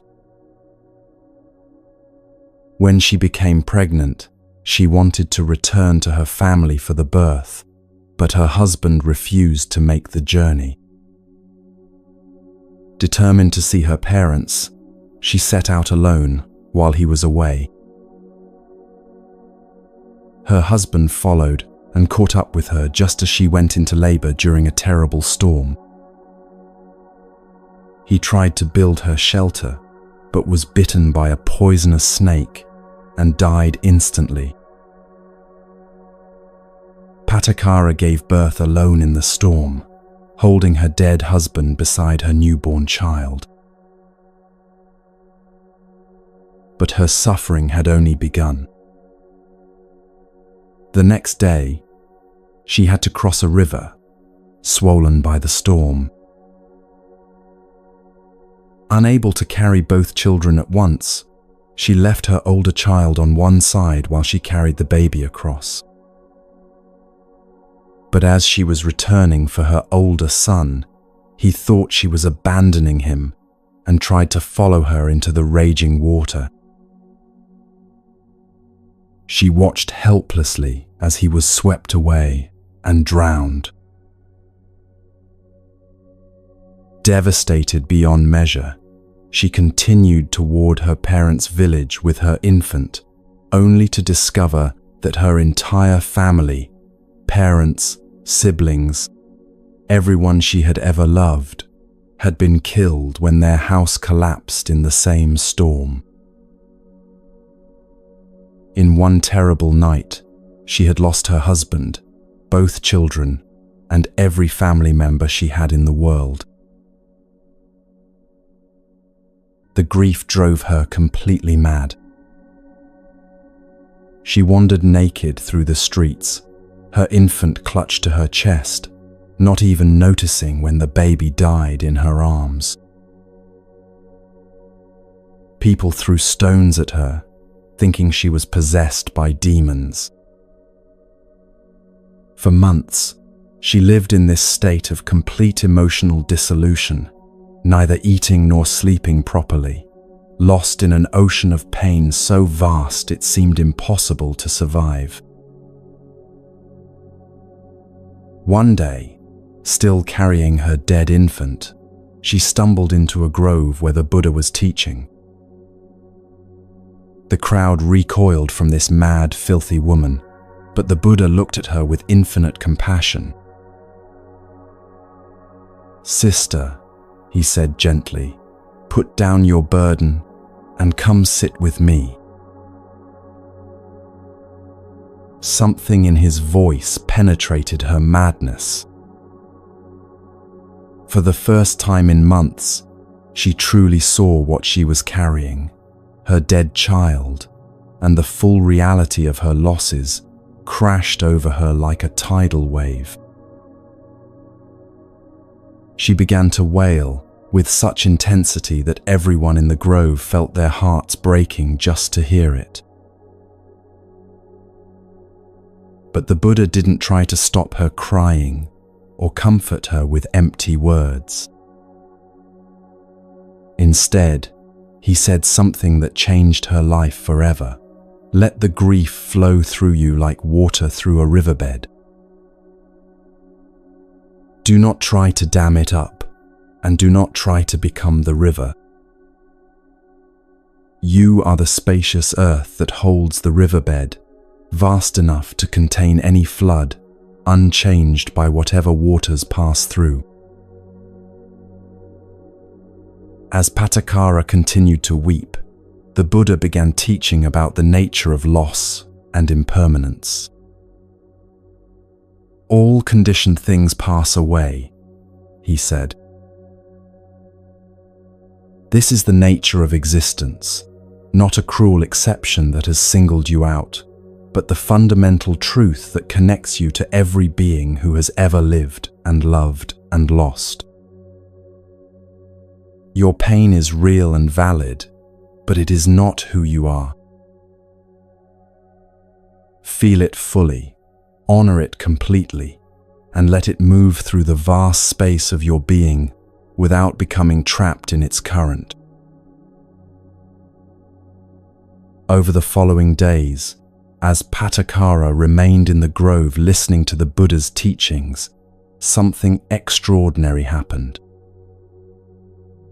Her grief didn't disappear. It continued to move through her in waves, sometimes gentle, sometimes overwhelming. But she stopped fighting it, stopped trying to escape it, and stopped believing that the intensity of her pain meant she was broken or going crazy. She learned to feel her emotions completely while remaining connected to the awareness that was experiencing them. The grief was vast, but her capacity to hold it was even vaster. The pain was intense, but the consciousness, witnessing the pain, was unharmed by its passage. She discovered that she could be completely present with her suffering without drowning in it, just as the ocean can contain the most violent storms without being disturbed in its depths. Patakara eventually became one of the Buddha's most realized disciples, known for her profound wisdom about working with intense emotions. When people asked her how she had survived such devastating losses, she would say, "I learned that I am not my grief, though grief moves through me. I am not my pain, though pain visits me. I am the awareness in which all experiences arise and pass away, spacious enough to hold anything, stable enough to remain present through any storm." This teaching is not just ancient wisdom, it's exactly what you need to know about your own emotional life right now. Whether you're dealing with anxiety that feels overwhelming, anger that seems uncontrollable, sadness that appears endless, or any other difficult feeling, the same principle applies. You don't have to drown in emotion, because you are not the emotion. You are the awareness experiencing it. The Buddha taught that emotions arise from three fundamental causes: attachment, aversion, and ignorance. We feel positive emotions when we get something we want, negative emotions when we encounter something we don't want, and confusion when we don't understand what's happening. But here's the crucial insight. These emotional reactions are not permanent features of your personality. They're temporary responses to temporary conditions. Let me tell you about Master Yunmen, a Zen teacher who was famous for his emotional freedom and spontaneous responses to life. Students were amazed by his ability to feel deeply without being overwhelmed, to express anger without being consumed by it, to experience sadness without falling into despair. When asked about his secret, he would smile and tell this story. "When I was a young monk," he said, "I was tormented by rage. Every criticism from my teacher, every difficulty in meditation, every small inconvenience would trigger explosive anger that seemed to possess me completely. I would spend days consumed by fury, then weeks consumed by shame about my fury. I believed I was fundamentally flawed, that enlightenment was impossible for someone with such a terrible temper. One day, After a particularly violent outburst, I was sitting by a mountain stream, hating myself and contemplating leaving the monastery forever. As I watched the water flowing past, I noticed how it would rush and tumble violently over rocks, creating great turbulence and noise.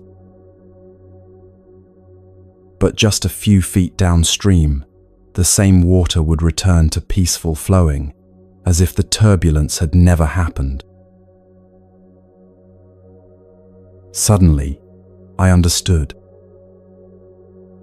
The water didn't become the turbulence. It simply experienced turbulence as one of many conditions it encountered on its journey. My anger was like this turbulence, intense, loud, disruptive, but temporary. The problem wasn't that I felt anger. The problem was that I identified with it so completely that I forgot I was the flowing water, not the temporary disturbance. From that day forward, Yunmen approached his emotions completely differently. When anger arose, he would say to himself, "Anger is visiting," rather than, "I am angry." When sadness came, he would think, "Sadness is flowing through," instead of, "I am sad." This simple shift in language created enormous space between his essential self and his temporary emotional states. He became known for his ability to feel everything fully while remaining unshaken by any of it. Students would see him weep at beauty, laugh with joy, or express righteous anger at injustice, but always with a quality of freedom that showed he was not trapped by any emotional state. Feel everything, he would teach, but become nothing. Experience all, but identify with none. This distinction between feeling and becoming is perhaps the most important emotional skill you can develop. Right now, you probably have emotions that you've become so identified with that you can't imagine existing without them. Maybe you think of yourself as an anxious person, or someone who gets depressed, or a person with anger issues. But these labels are not describing your true nature. They're describing temporary patterns of emotional reactivity that have become habitual. The Buddha said, "You are not your anger. You are not your fear. You are not your sadness." These are experiences that arise in the sky of your awareness, like clouds that form and dissolve without staining the vastness that holds them. When you remember that you are the sky, not the weather, you discover a peace that no emotional storm can disturb. Let me share a story about a modern application of this wisdom. There was a therapist named Dr. Sarah Chen who worked with trauma survivors and had always prided herself on her professional composure. But when her teenage daughter was killed in a car accident, Sarah's carefully maintained emotional equilibrium shattered completely. For months, she was overwhelmed by waves of grief, rage, and despair that seemed to have no beginning or end. As a mental health professional, she knew all the theories about processing grief, but the reality of her loss was far more chaotic and uncontrollable than anything she had studied. She found herself cycling through emotions so rapidly that she felt like she was losing her mind. One particularly difficult evening, as she sat crying in her daughter's empty bedroom, Sarah remembered something a Buddhist teacher had once told her. You cannot control the waves, but you can learn to surf. In that moment, she realized she had been trying to stop the ocean of her grief instead of learning to move with it. She began to practice what she called emotional surfing. Instead of fighting her feelings or trying to escape them, she would breathe deeply and say, "Grief is here, anger is here, despair is here." She would acknowledge each emotion as a temporary visitor, feeling it fully while remembering that she was the space in which it was occurring, not the emotion itself. This practice didn't make her grief disappear. It was still intense, still painful, still overwhelming at times. But it changed her relationship to the grief in a way that made it survivable. Instead of drowning in the waves, she learned to let them carry her, trusting that each wave would eventually return her to shore. Sarah's experience illustrates one of the most practical aspects of Buddhist emotional wisdom. You don't have to feel better to practice these teachings. And the teachings aren't designed to make you feel better in the conventional sense. Instead, they help you develop the capacity to be present with whatever you're feeling without being overwhelmed by it.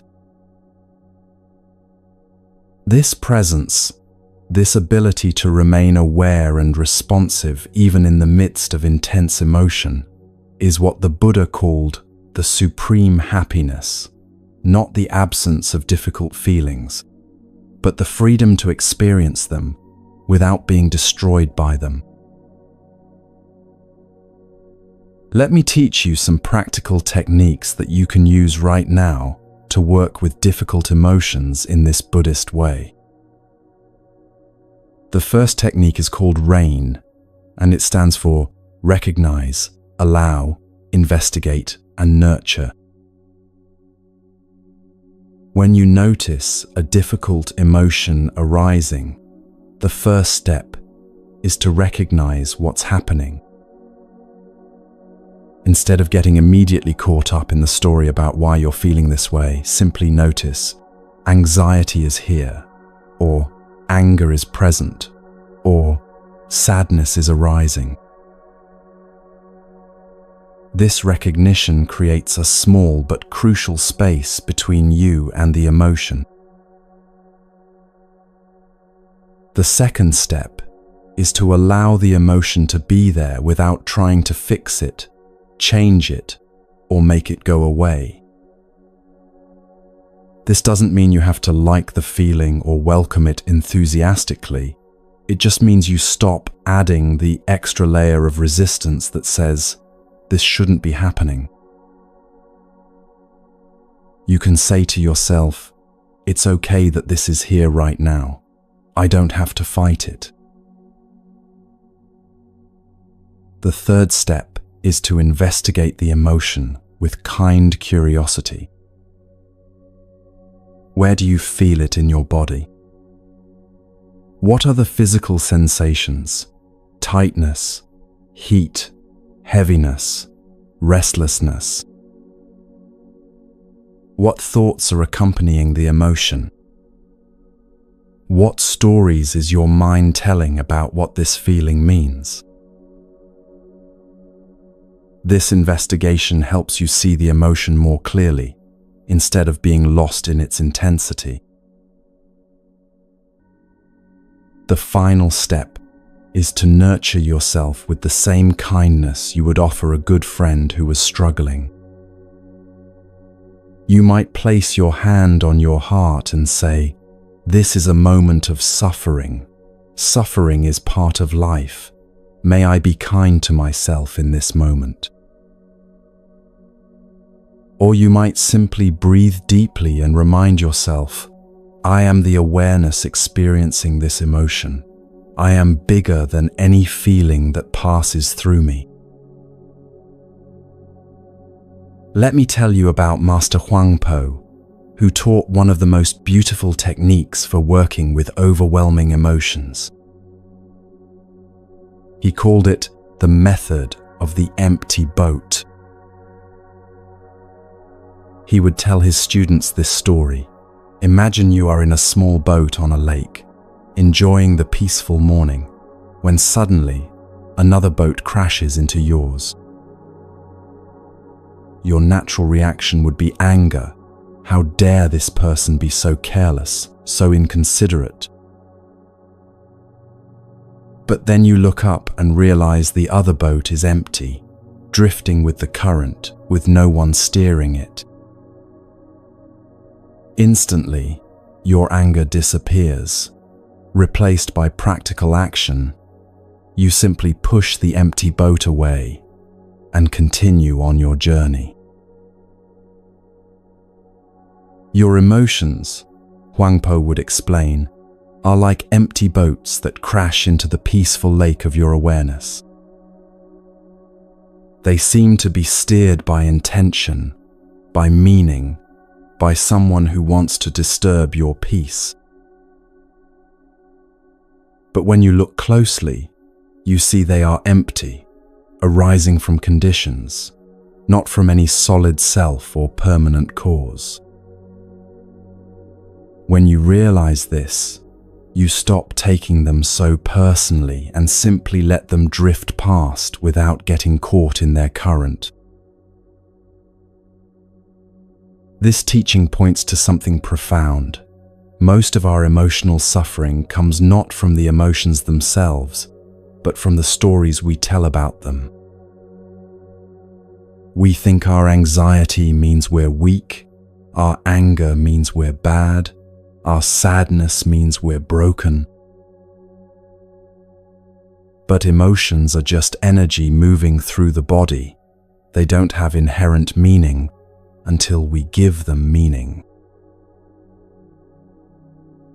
Another powerful technique comes from the Tibetan Buddhist tradition and is called feeding your demons. This practice, developed by teacher Lama Tsultrim Allione, involves personifying your difficult emotion and actually having a conversation with it.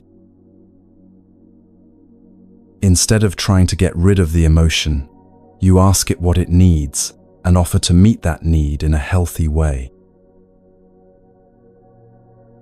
For example, if you're struggling with chronic anxiety, you might visualize the anxiety as a character, perhaps a small, frightened animal or a worried old person. Then you would ask this character, "What do you need from me? What are you trying to protect me from?" Often, you'll discover that difficult emotions are actually trying to help you in misguided ways. Your anxiety might be trying to keep you safe. Your anger might be trying to protect your boundaries. Your sadness might be trying to help you process loss.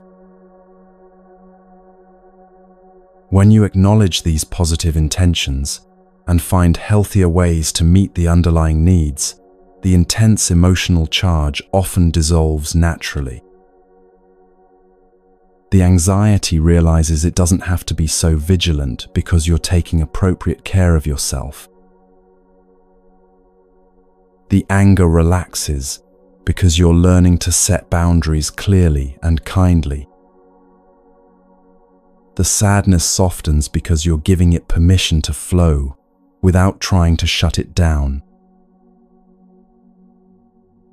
I want to tell you about a Zen master named Bankei, who discovered something remarkable about the relationship between emotions and identity. As a young man, he was consumed by what he called the burning question, an obsessive need to understand his true nature that drove him to extreme practices and nearly killed him. For years, he was tormented by doubt, fear, and spiritual ambition that seemed to possess him completely. One day, weakened by years of struggle and convinced he was dying, Bankei had a profound realization. As he lay coughing up blood, he suddenly saw that all his emotional turmoil was happening within a vast, unborn awareness that was completely unaffected by any of it.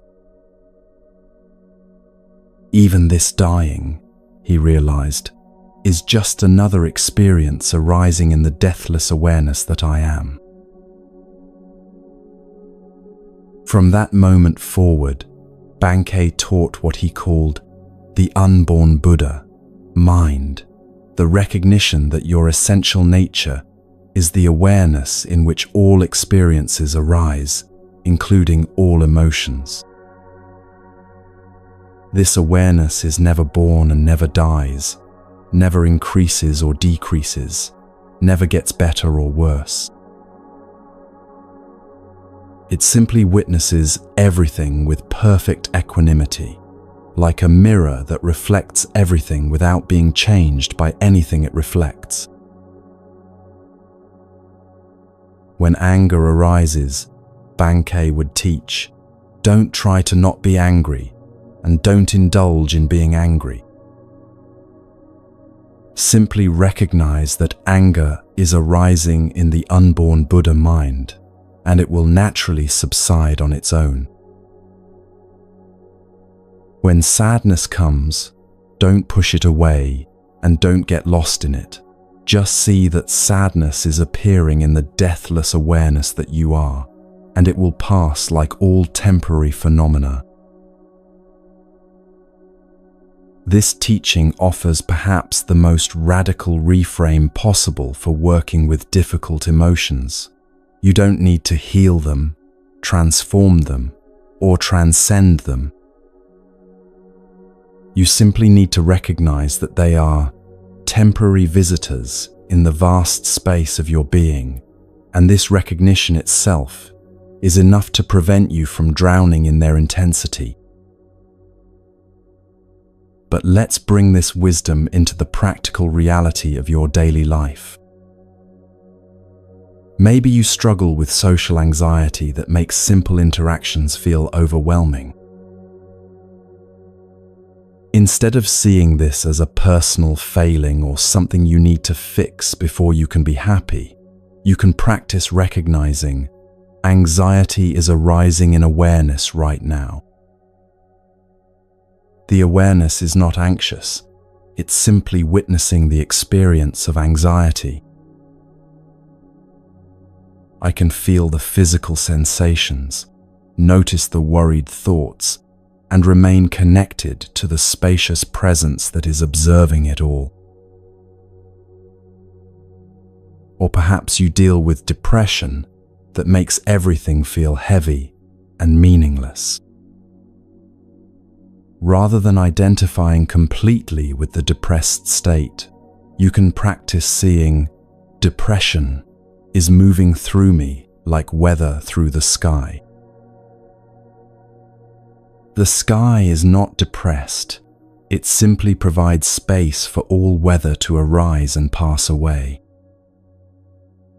I can honor this sadness, feel it fully, and trust that like all weather, it will eventually change.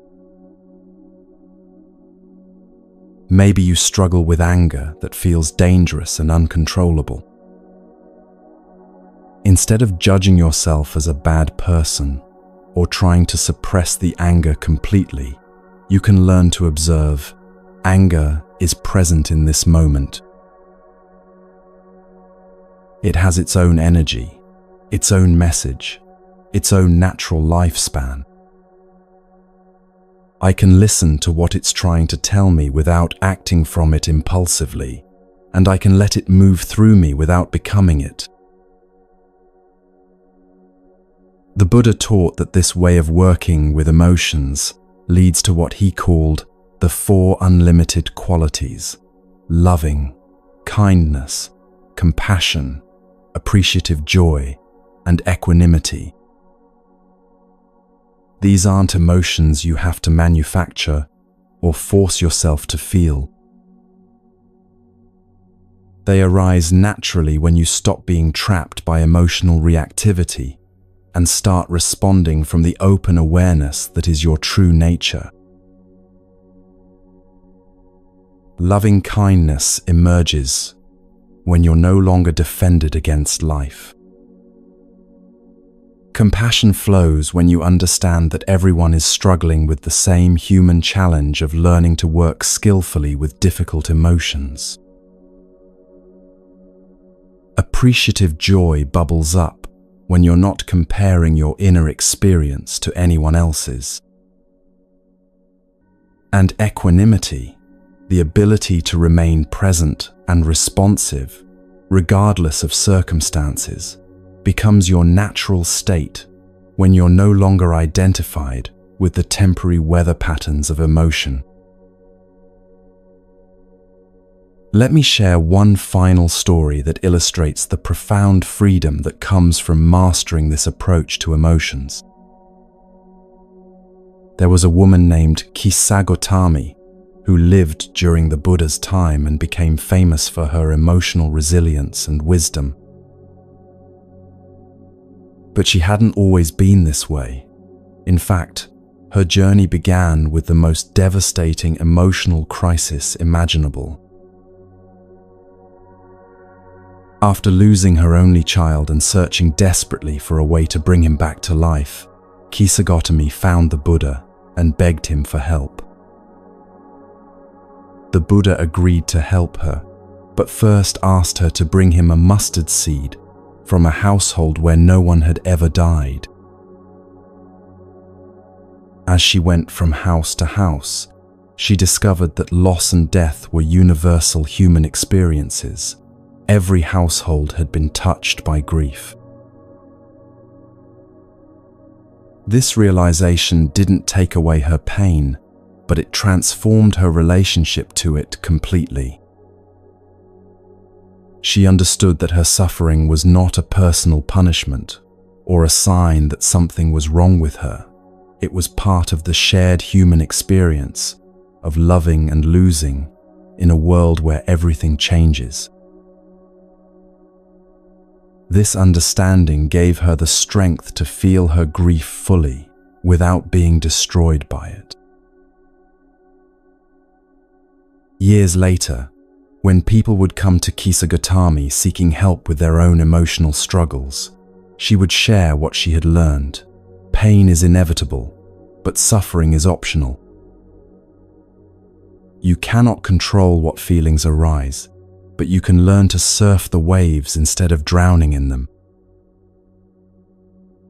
Every emotion is a teacher if you listen to it with wisdom instead of getting lost in its story. And beneath all the changing weather of your inner world, you are the unchanging sky, vast enough to hold any storm, stable enough to remain present through any turbulence. Tonight, as you continue on this journey with us, I want you to practice this approach to whatever emotions are arising in you right now. Maybe you're feeling peaceful and relaxed. Notice that this too is a temporary visitor in awareness, and enjoy it without clinging to it. Maybe you're feeling anxious or restless. See if you can welcome even these difficult visitors with curiosity instead of resistance. Remember that you are not your emotions. You are the awareness experiencing them. You are not the waves. You are the ocean that contains them. You are not the weather. You are the sky that provides space for all weather to arise and pass away.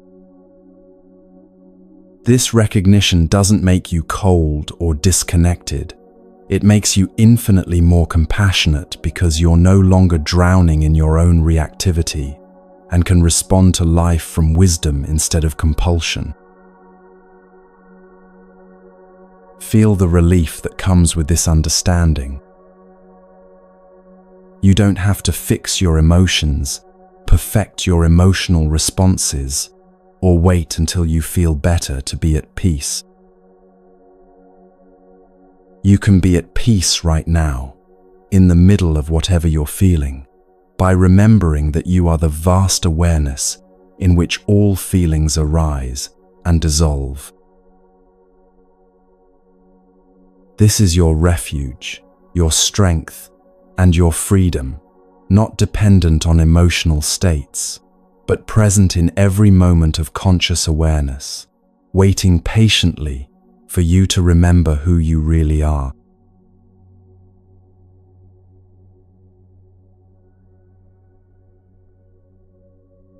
Every word you speak is a seed planted in the field of reality, and right now, you're surrounded by the harvest of every conversation you've ever had. The way people respond to you, the relationships you've built or broken, the opportunities that have opened or closed, the inner peace you feel or the conflict that surrounds you, all of this has been shaped, in part, by the quality of attention you bring to your speech. Tonight, you're going to discover something that could transform not just how you communicate, but how you experience every moment of connection with another human being. The Buddha taught that speech is one of the most powerful forces in human life because words don't just describe reality, they actively create it. Every time you speak, you're not just sharing information, you're planting seeds that will grow into future experiences, relationships, and inner states. He called this speech karma, the understanding that our words have consequences that ripple far beyond the moment they're spoken, shaping our lives in ways we rarely recognize. Let me tell you about Master Nan-in, a Zen teacher who lived in Japan during the Meiji era and became famous for his extraordinary skill in communication. Students would travel from across the country to learn from him, not because he had dramatic teachings or performed miracles, but because everyone who spoke with him felt somehow transformed by the encounter. People said that after just one conversation with Master Nan-in, they felt more understood, more peaceful, and more clear about their own lives than they had in years. One day, a successful businessman named Sato came to visit Master Nan-in, full of frustration and anger. "Master," he said, his voice tight with emotion, "I am surrounded by idiots and incompetence. My employees don't listen, my partners don't understand, my family doesn't appreciate me, and my friends have all disappointed me. Every conversation I have turns into an argument or a waste of time. I'm beginning to think that meaningful communication is impossible in this world." Master Nan-in listened quietly, then poured tea for both of them. As he handed Sato the cup, he said gently, "Tell me, when you pour bitter tea into a cup, what taste do you expect from the cup?" Sato looked confused. "Bitter, of course. The cup will taste like whatever is poured into it." "And when you pour sweet tea into the same cup?" Nan-in asked. "Sweet, naturally." Master Nan-in smiled. "The people around you are like empty cups, and your words are the tea you pour into them.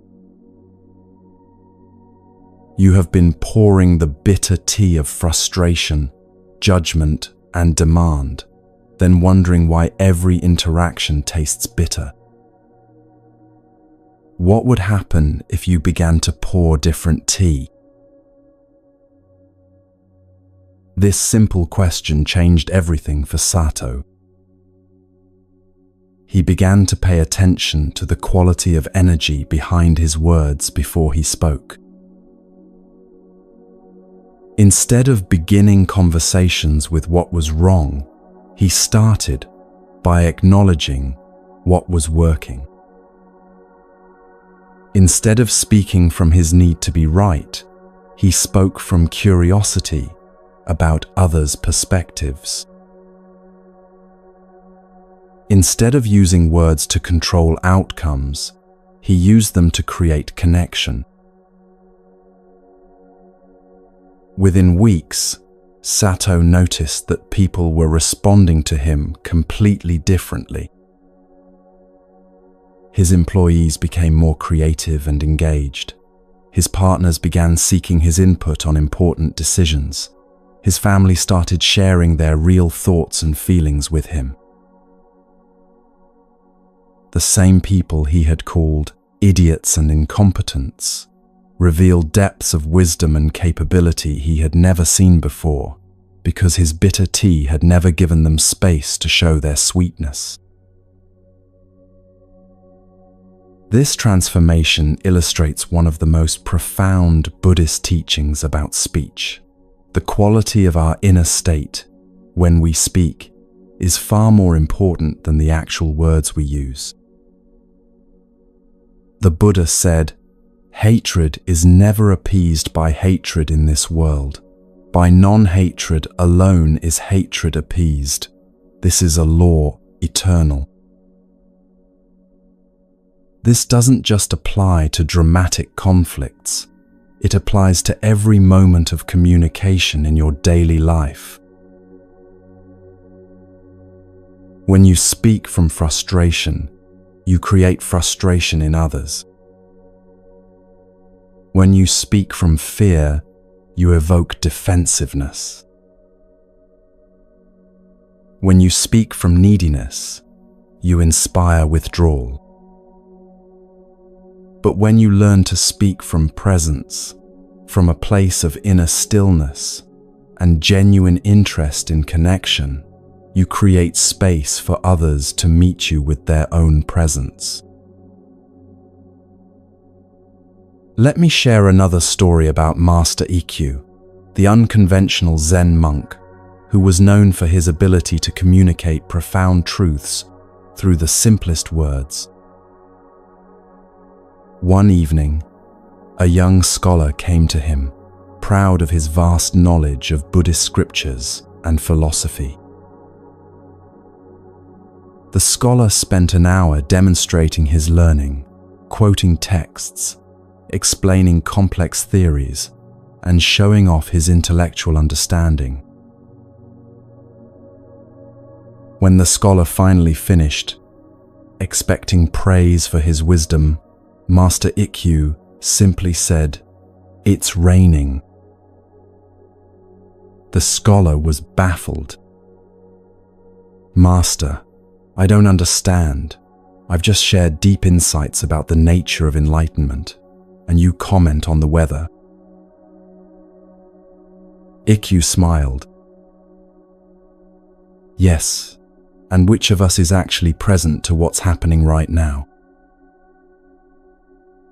He gestured toward the window where raindrops were creating gentle patterns on the glass. "You have been talking about reality for an hour, but you missed the reality that was actually occurring in this moment. Your words were full of information but empty of presence. My words carried no information but were completely full of this moment. Which kind of speech do you think creates more connection? Words about truth or words from truth?" This story points to something crucial about mindful communication, the difference between speaking about life and speaking from life. Most of our daily conversation happens on autopilot. We're sharing information, managing impressions, filling silence, or trying to get something from the other person. But when we learn to speak from presence, our words become vehicles for real connection rather than barriers to it. The Buddha outlined 4 qualities of speech that create positive karma and support spiritual development: truthfulness, kindness, usefulness, and harmony. But these aren't just moral guidelines. They're practical instructions for creating the kind of communication that nurtures both you and everyone you speak with. Truthfulness doesn't mean brutal honesty or sharing every thought that crosses your mind. It means speaking from what you actually know and feel, rather than from what you think you should say or what you think the other person wants to hear. When you speak truthfully, your words carry a quality of authenticity that others can sense immediately, even if they can't articulate what they're sensing. I want to tell you about a modern example of this principle in action.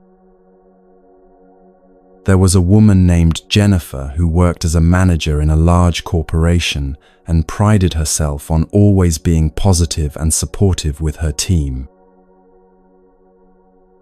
But despite her constant encouragement and cheerful demeanor, her employees seemed distant and unmotivated, and she couldn't understand why her communication wasn't working. One day, during a particularly challenging project, Jennifer felt overwhelmed and exhausted, but tried to maintain her usual upbeat attitude during a team meeting. Halfway through her enthusiastic pep talk, she suddenly stopped and said, "I need to be honest with you all. I'm actually feeling pretty overwhelmed right now, and I imagine some of you might be feeling the same way. Instead of pretending everything is perfect, maybe we could talk about what's really challenging about this project and figure out how to support each other through it." The change in the room was immediate and palpable. Her team members began sharing their own struggles and concerns, offering practical solutions and emotional support to each other. For the first time in months, Jennifer felt genuinely connected to her team, and they began working together with an energy and creativity that surprised everyone. Later, one of her employees told her, "We always appreciated your positivity, but we could tell it wasn't really authentic. When you started being honest about your own experience, it gave us permission to be real too. That's when we could actually help each other instead of just pretending everything was fine." This illustrates the power of speaking from truth rather than from image management.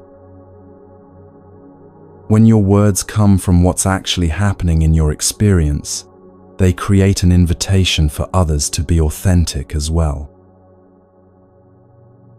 This authenticity is what transforms ordinary conversation into meaningful connection. The second quality, kindness, is often misunderstood as always being nice or agreeable. But Buddhist kindness in speech is more about the intention behind your words than their surface content. You can say difficult things with kindness when your intention is to help rather than to hurt, to clarify rather than to confuse, to connect rather than to control. Master Joshu, the Zen teacher who lived to be 120, was famous for his kind but uncompromising way of responding to students' questions. People would come to him with elaborate spiritual problems, seeking complex solutions. But Joshu had a gift for cutting through confusion with startling directness. One day, a monk approached him, saying, "Master, I've been meditating for years, studying scriptures, following all the rules, but I still don't feel enlightened. What am I doing wrong? What more do I need to do to find peace?" Joshu looked at him with twinkling eyes and said, "Go drink some tea." The monk was frustrated. "Master, I'm asking about the deepest questions of existence, and you tell me to drink tea. This isn't helpful." "Who is not helpful?" Joshu asked gently. "The tea that would nourish your body, the present moment that would quiet your seeking mind, or the teacher who is pointing you toward what you already have." Years later, that monk realized that Joshu's seemingly simple response was the most compassionate thing anyone had ever said to him. Instead of giving him more concepts to grasp or practices to perform, Joshu had pointed him toward the immediate simplicity of just being present to his actual experience. The kindness wasn't in the words themselves, it was in the love that wanted to free him from unnecessary complexity. This teaches us that truly kind speech sometimes means saying what the other person needs to hear rather than what they want to hear. But the key is that this challenging speech comes from care, not from anger, from wisdom, not from superiority, from a genuine desire to help, not from a need to be right. The third quality, usefulness, asks us to consider whether our words actually serve the situation or the relationship. So much of our speech is either unnecessary commentary or repetitive patterns that don't add anything meaningful to the moment. When you learn to pause before speaking and ask, "Will these words help?" you discover how much of your usual conversation is just mental noise being shared aloud. There's a beautiful Zen story about Master Huangpo, who was known for his powerful silence as much as his profound words. A visiting scholar once spent an entire afternoon with him, expecting deep philosophical discussions, but Huangpo said almost nothing. They sat together, walked in the garden, shared tea, and watched the clouds move across the sky, all in comfortable silence.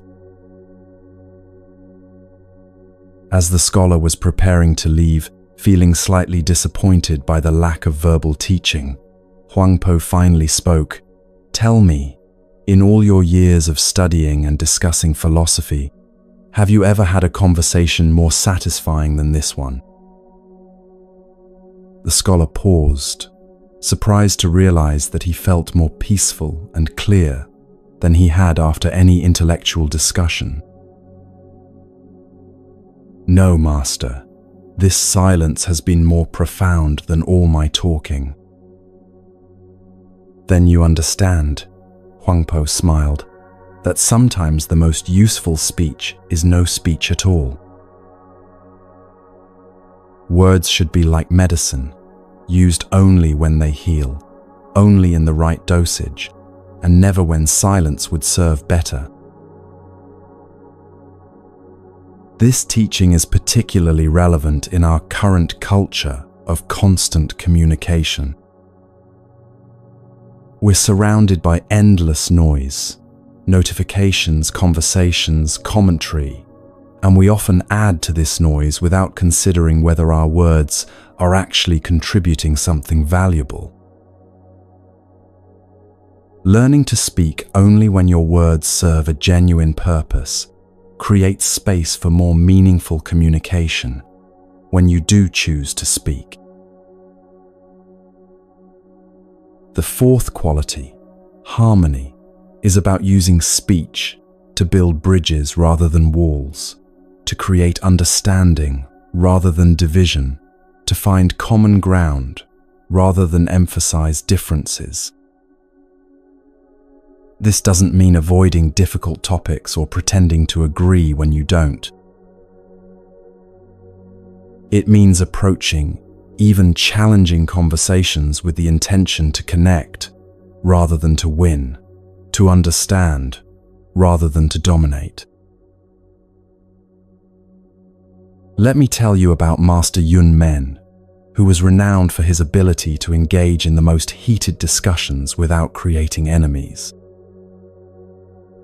One day, two monks came to him with a bitter dispute about the correct interpretation of a Buddhist text. Each was convinced the other was dangerously wrong, and their argument had been going on for weeks, creating tension throughout the monastery. Instead of taking sides or offering his own interpretation, Yun Men listened carefully to both positions. Then he said, "You are both completely right, and you are both completely wrong." The monks were baffled. "Master, how can we both be right and wrong about the same thing?" "You are both right about what the text means to you in this moment," Yun Men explained. "Your understanding serves your current level of development and addresses your particular spiritual needs. But you are both wrong in thinking that your interpretation is the only valid one, or that the other's understanding threatens the truth." He continued, "The Buddha's teaching is like water that takes the shape of whatever container holds it. When poured into a round bowl, it becomes round. When poured into a square cup, it becomes square." The teaching itself is unchanged, but it manifests differently for each person who receives it. Instead of arguing about whose container is correct, why not be grateful that the same truth can nourish different people in different ways? This approach completely shifted the monks' relationship to their disagreement. Instead of seeing each other as threats to truth, they began to see each other as fellow seekers exploring different facets of the same wisdom. Their discussion continued, but now with curiosity instead of hostility, with mutual respect instead of defensive positioning. But perhaps the most profound aspect of Buddhist teaching about speech is the understanding that silence itself is a form of communication. In Zen tradition especially, students learn that the most important truths often cannot be spoken, and that sometimes the most powerful response to a question is no response at all. There's a famous story about the Buddha himself that illustrates this perfectly. One day, a large crowd had gathered to hear him teach, expecting profound discourses about the nature of reality. But when the Buddha took his seat, instead of speaking, he simply held up a single flower and gazed at it silently. The crowd grew restless, waiting for words of wisdom, but the Buddha continued to sit in silence, holding the flower.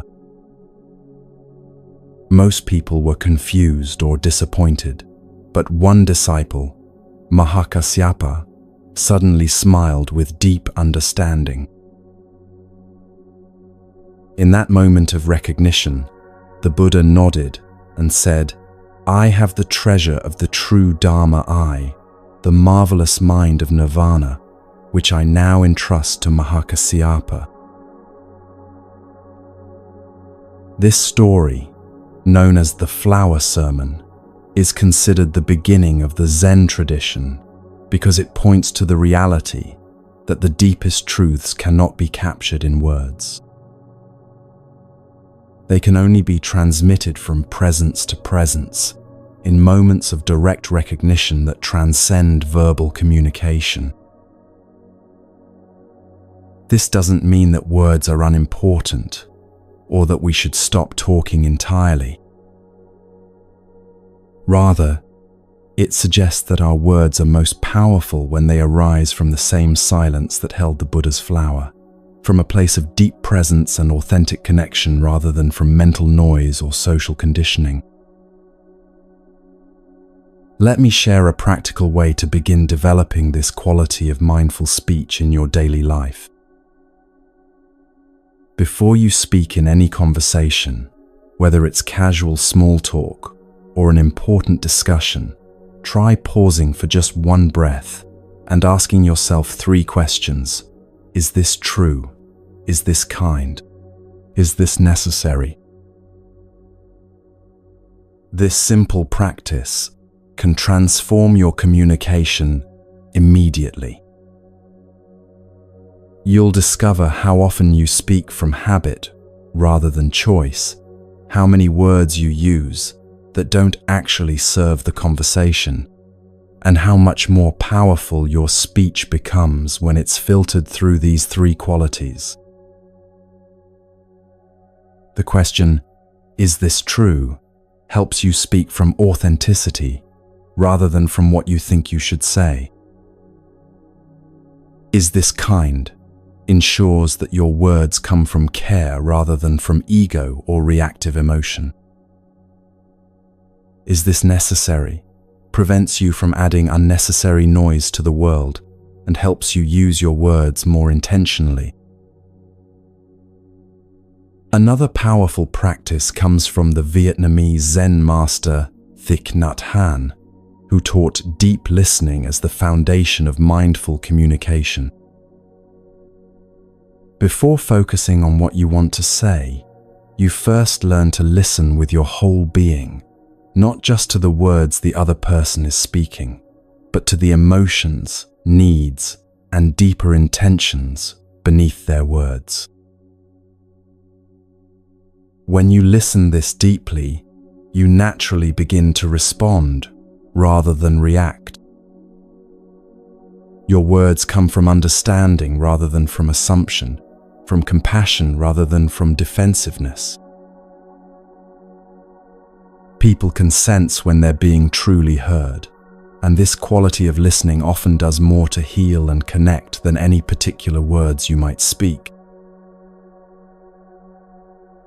I want to tell you about a woman named Susan who transformed her marriage by applying these principles of mindful communication. She and her husband David had been stuck in repetitive patterns of conflict for years. The same arguments about money, household responsibilities, and time management that seemed to go nowhere and left both of them feeling unheard and unappreciated. One evening, after another frustrating argument, Susan remembered something she had learned about Buddhist speech practices. Instead of continuing to defend her position or trying to make David understand her point of view, she took a deep breath and said, "I want to start over. I realize I haven't been really listening to you. I've been planning what to say next. Could you help me understand what you're actually feeling about this situation?" The shift in David's response was immediate. Instead of the defensive explanations he usually offered, he began sharing his deeper concerns and fears about their financial future. As Susan listened without preparing her rebuttal, she began to understand that his focus on budgeting wasn't about controlling her spending. It was about wanting to feel secure enough to enjoy their life together. When it was her turn to speak, Susan found that her words came from a completely different place. Instead of defending her right to spend money, she could acknowledge his need for security, while also sharing her need for some financial freedom to express generosity and spontaneity. They were able to find solutions that honored both needs because they were finally communicating from understanding rather than from positions. Over time, this approach transformed not just their conflicts but their entire relationship. They discovered that most of their arguments had been about surface issues, but their underlying needs for security, appreciation, autonomy, and connection were actually compatible. When they learned to speak from these deeper truths, rather than from defensive strategies, they could work together as partners rather than adversaries. The Buddha taught that right speech is not just about the words you say, but about the mental state from which you speak. When your mind is agitated, angry, or grasping, even well-intentioned words can create harm. But when you speak from inner stillness, even difficult truths can be received with openness and gratitude. This is why many Buddhist practitioners spend time in silent meditation before important conversations. Not to plan what they'll say, but to connect with the quality of presence that makes authentic communication possible.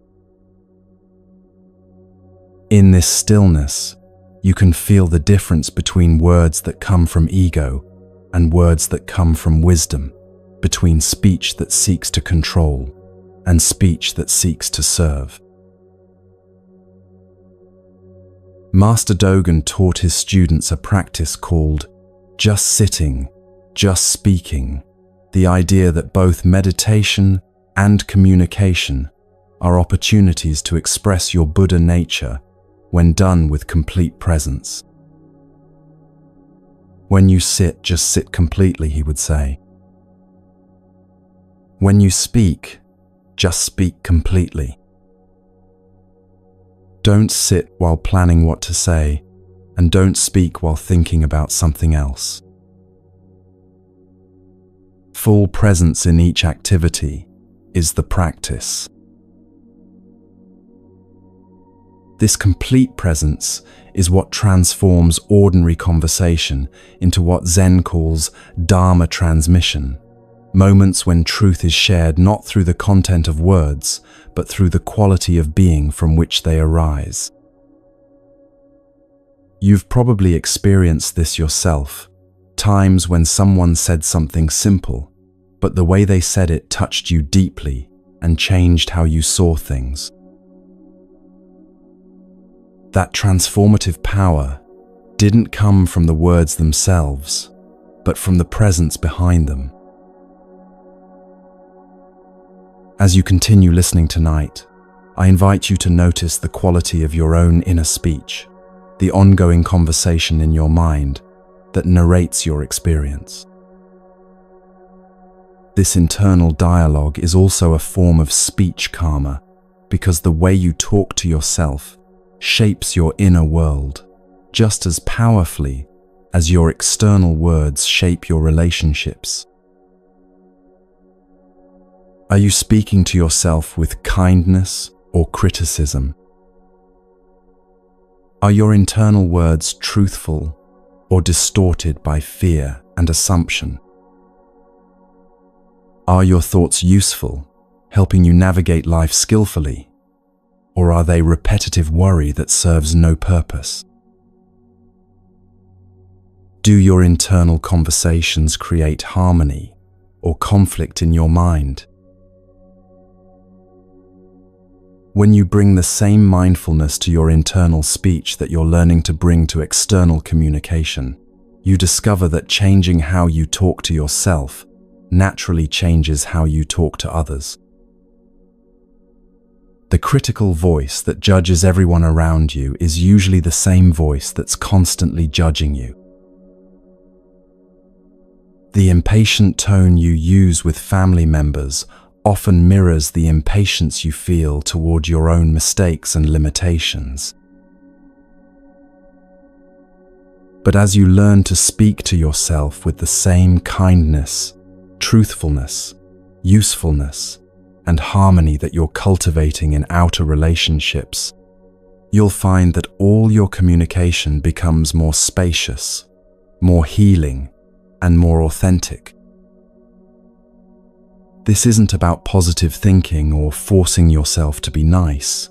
It's about recognizing that your words, both internal and external, are seeds that create the garden of your experience.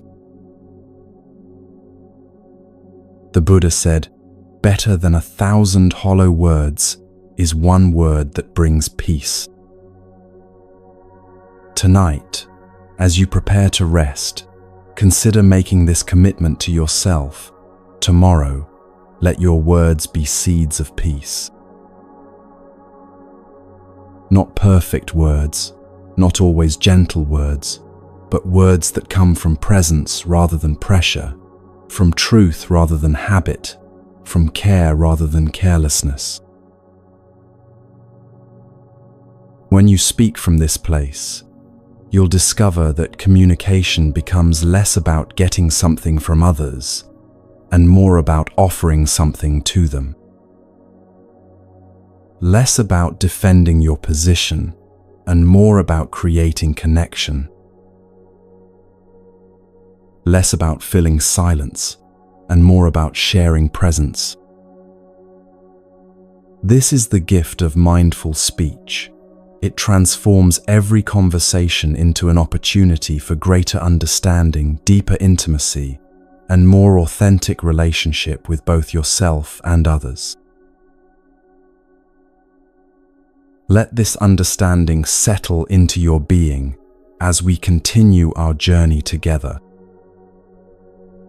Your words have power, the power to heal or harm, to create connection or separation, to plant seeds of peace or discord. Use this power wisely.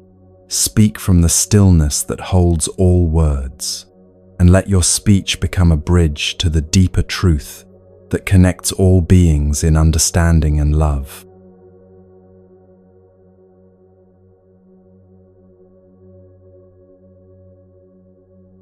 You're living in a prison you built yourself, and the bars are made of time. Not the natural rhythm of sunrise and sunset, not the seasons that guide the earth's breathing, but the artificial urgency that whispers constantly in your mind, "Hurry up, you're behind. There's not enough time. You should be further along by now." This voice has convinced you that peace is somewhere in the future, that happiness is waiting for you just around the next corner, that your real life will begin once you get through this current difficulty. But what if this voice is lying?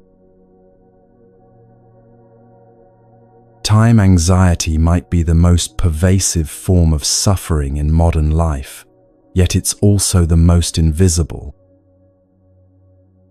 You carry it in your body as tension that never fully releases, in your mind as thoughts that jump between regret about yesterday and worry about tomorrow, in your heart as a subtle sense that you're always missing something important. The Buddha saw through this illusion 2,500 years ago, and his insight can free you from a form of imprisonment that most people don't even realize they're experiencing. Consider this. Right now, in this very moment, are you lacking anything essential? Not the things you want, the better job, the perfect relationship, the solved problems, but what you actually need to be alive and aware right now. Your breath is happening without your management. Your heart is beating without your supervision. Your consciousness is present and aware without your effort. In this moment, the most fundamental requirements for existence are already fulfilled. Yet your mind probably just protested, but what about my bills, my deadlines, my responsibilities? These concerns feel urgent because you've been trained to live in mental time rather than natural time. Mental time is the realm of should have and need to and running out of.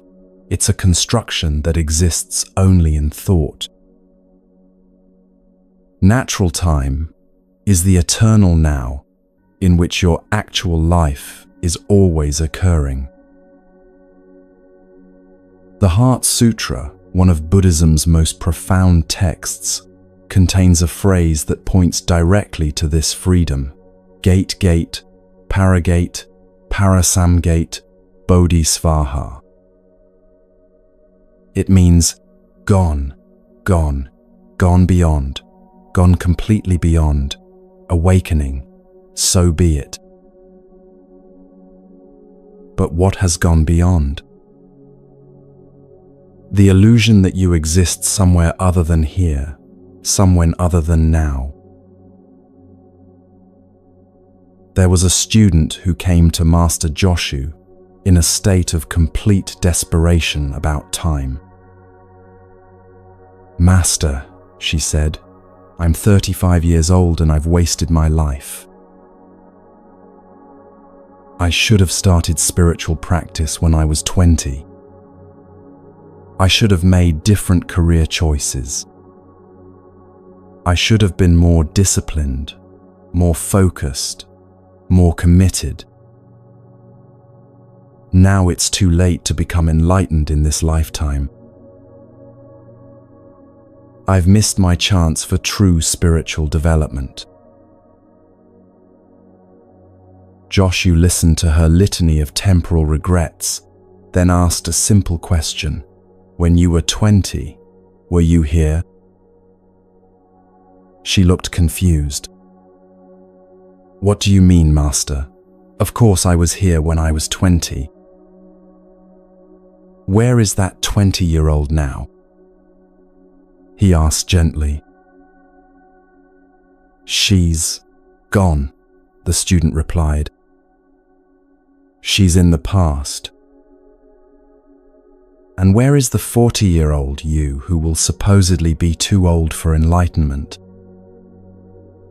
"In the future," she said, beginning to understand. "Then tell me," Joshu smiled, "who is here right now to become enlightened?" This exchange reveals something crucial about temporal suffering. We torture ourselves with stories about people who don't exist anymore, our past selves, or people who may never exist, our imagined future selves, while completely ignoring the only person who can actually experience awakening, the one who is here now. But let's go deeper into how this time-based thinking actually creates suffering. When you live in the future mentally, you're essentially saying that this moment is not enough, not worthy of your full attention, not the real moment of your life. You treat the present like a waiting room for a more important appointment that never comes. This creates a subtle but persistent sense of dissatisfaction that colors every experience. The Buddhist teaching of impermanence is often misunderstood as being about the passing of time, but it's actually pointing to something much more radical: the realization that there is no time in the way we usually think about it. There is only the eternal now, appearing to unfold in sequential moments, like frames in a movie creating the illusion of movement. Each moment is complete in itself, lacking nothing, requiring no future moment to fulfill it.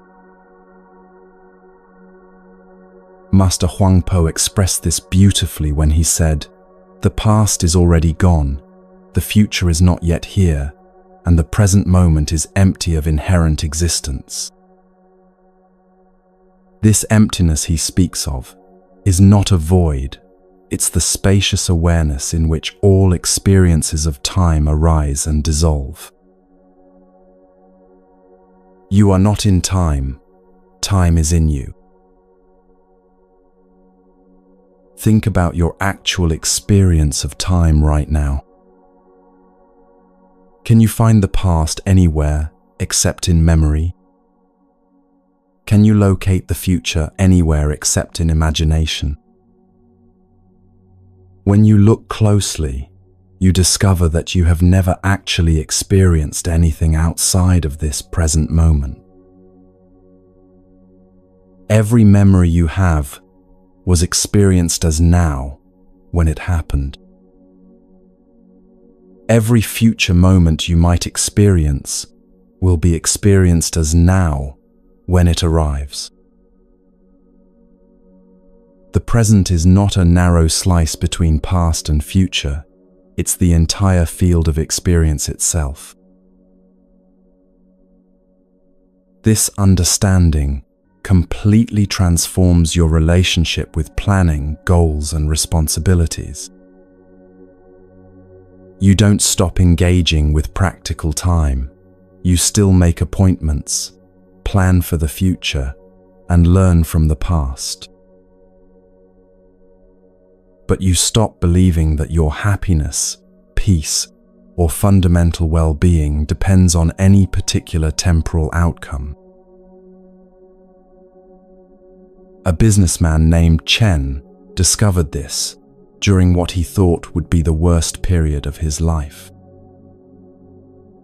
His company was failing, his marriage was struggling, and he was consumed with anxiety about an uncertain future. Every day was torture because he spent it either regretting past decisions or frantically trying to control outcomes that were largely beyond his influence. One evening, walking home through the city after another devastating day, Chen passed a small park where an old man was sitting peacefully on a bench, feeding pigeons. Something about the man's complete presence in this simple activity stopped Chen in his tracks. He sat down on the same bench and watched as the old man offered breadcrumbs with such attention and care that it seemed like the most important activity in the world. "How can you be so peaceful?" Chen finally asked. "Don't you have worries, problems, things you need to figure out?" The old man smiled. "Of course I have concerns," he said. "My health is failing. My children live far away. I don't have much money. But right now, in this moment, there are pigeons to feed. Tomorrow, there will be whatever tomorrow brings. Yesterday brought me here to this bench. But this feeding of pigeons, this is my actual life. Everything else is just stories I tell myself about life." Chen sat with this man for an hour, not talking much, just watching the pigeons and feeling something in his chest gradually unclench. For the first time in months, he wasn't mentally rehearsing business strategies or worrying about his marriage. He was simply present to the reality of sitting on a bench in the evening air, watching birds receive food from a kind stranger. When he finally got home, Chen's external circumstances hadn't changed. The same problems were waiting for him. But his relationship to them had shifted completely. Instead of being overwhelmed by the entire future, he could focus on what actually needed his attention today. Instead of being paralyzed by regret about past mistakes, he could learn from them and take the next appropriate action. He had found what the Zen masters call one mind, complete presence to what is actually happening now. Over the following months, as Chen continued to practice returning to the present moment, something remarkable happened. His business problems didn't disappear, but he approached them with clearer thinking and less emotional reactivity. His marriage didn't become perfect, but he and his wife could address their actual issues instead of fighting about imaginary future scenarios or past resentments. He discovered that presence isn't passive, it's the most active and effective way to engage with life, because it allows you to respond to what's actually happening rather than what you think is happening. The Buddha taught that temporal suffering comes from what he called becoming, the mental process of constantly projecting yourself into imaginary future states or clinging to past identities. I will be happy when, I was better when, I should be, I used to be. All of these thoughts pull your attention away from the postimo, only place where you can actually live, create, love, or find peace. But there's something even more profound than learning to stay present, recognizing that you are presence itself. You are not a person having an experience of now. You are the eternal now temporarily appearing as a person. This realization doesn't come through thinking about it. It emerges through repeated returning to immediate experience without the overlay of temporal interpretation.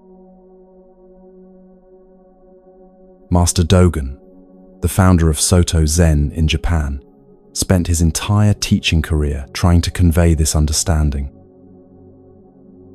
He called it being time, the recognition that existence and time are not separate phenomena but one seamless reality. Time is not separate from you, and as you are present, time does not go away, he taught. This isn't philosophical speculation. It's an invitation to discover your intimate relationship with the eternal present. Most spiritual seeking is actually a form of temporal suffering because it's based on the assumption that you are not enlightened now, but could become enlightened later. This creates what Zen calls seeking mind, the restless pursuit of a future state that prevents you from recognizing the awakeness that is already fully present. The Buddha's awakening wasn't about becoming someone different. It was about recognizing what had always been true, but had been obscured by mental constructions about time, self, and attainment. There's a famous Zen story about a student who spent years trying to achieve enlightenment through intensive practice. Every day, he would sit in meditation for hours, straining to reach some special state of consciousness. His teacher, Master Nansen, would often find him sitting with his face scrunched in concentration, obviously trying very hard to get somewhere other than where he was. One day, Nansen sat down beside his student and began vigorously polishing a tile with a cloth. The student, curious about this unusual activity, finally asked, "Master, what are you doing?" "I'm polishing this tile to make it into a mirror," Nansen replied, continuing to rub the tile with great effort. The student laughed. "Master, that's impossible. No amount of polishing can turn a tile into a mirror. And no amount of sitting can turn you into a Buddha," Nansen responded gently. "You already are Buddha, just as this tile already has its own perfect nature. Stop trying to become what you already are, and start being what you've never stopped being." This story points to one of the most liberating realizations possible.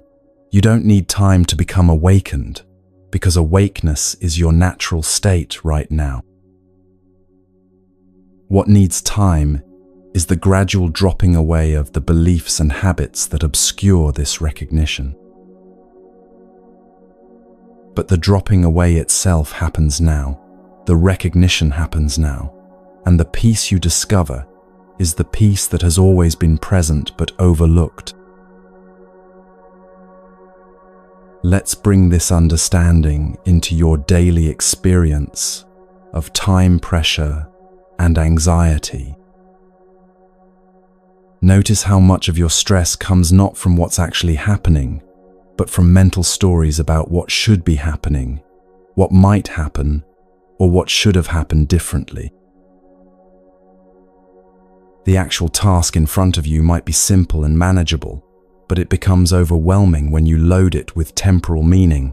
"I should have started this earlier. I'll never finish in time. This is taking too long. I'm falling behind." These thoughts create what psychologists call time distortion, the experience of time moving too fast when you're anxious about deadlines, or too slowly when you're bored or waiting. But when you're completely present to an activity, time seems to flow naturally, without the friction of resistance or the pressure of urgency. You enter what modern psychology calls flow state, what Zen has always known as just being naturally present to what you're doing. The practice is surprisingly simple. Whenever you notice yourself suffering about time, pause and ask, what is actually happening right now? Not what should be happening, not what you're worried might happen, but what is occurring in this immediate moment. Usually, you'll discover that right now you're fine. Right now, you have what you need to take the next step. Right now, you're not actually behind or ahead. You're simply here, alive, aware, and capable of responding to whatever is present. This doesn't mean becoming irresponsible or ignoring practical time management. It means distinguishing between functional planning and psychological suffering about time. You can make a schedule, set goals, and work toward outcomes while maintaining the understanding that your well-being doesn't depend on any particular temporal result. Master Bankei taught what he called the unborn Buddha mind, the recognition that your essential nature was never born and will never die, existing in a timeless dimension that is always accessible now. He would tell students, "You are already perfect, complete, and lacking nothing. The only thing that needs to change is your belief that you need to become something different in the future." This recognition transforms everything about how you approach change and growth. Instead of trying to become enlightened, healthy, successful, or happy, you discover these qualities as expressions of your true nature that become visible when you stop obscuring them with temporal anxiety. Growth happens naturally when you're present. Healing occurs when you stop fighting what is, and success emerges when you're fully engaged with your current circumstances rather than mentally living in desired future outcomes.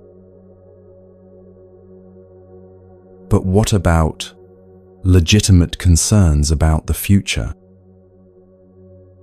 What about planning, saving money, preparing for challenges? The Buddhist approach doesn't eliminate practical engagement with sequential time. It eliminates suffering about sequential time. You can plan for the future from presence, make decisions from clarity rather than anxiety, and take appropriate action without being driven by temporal compulsion.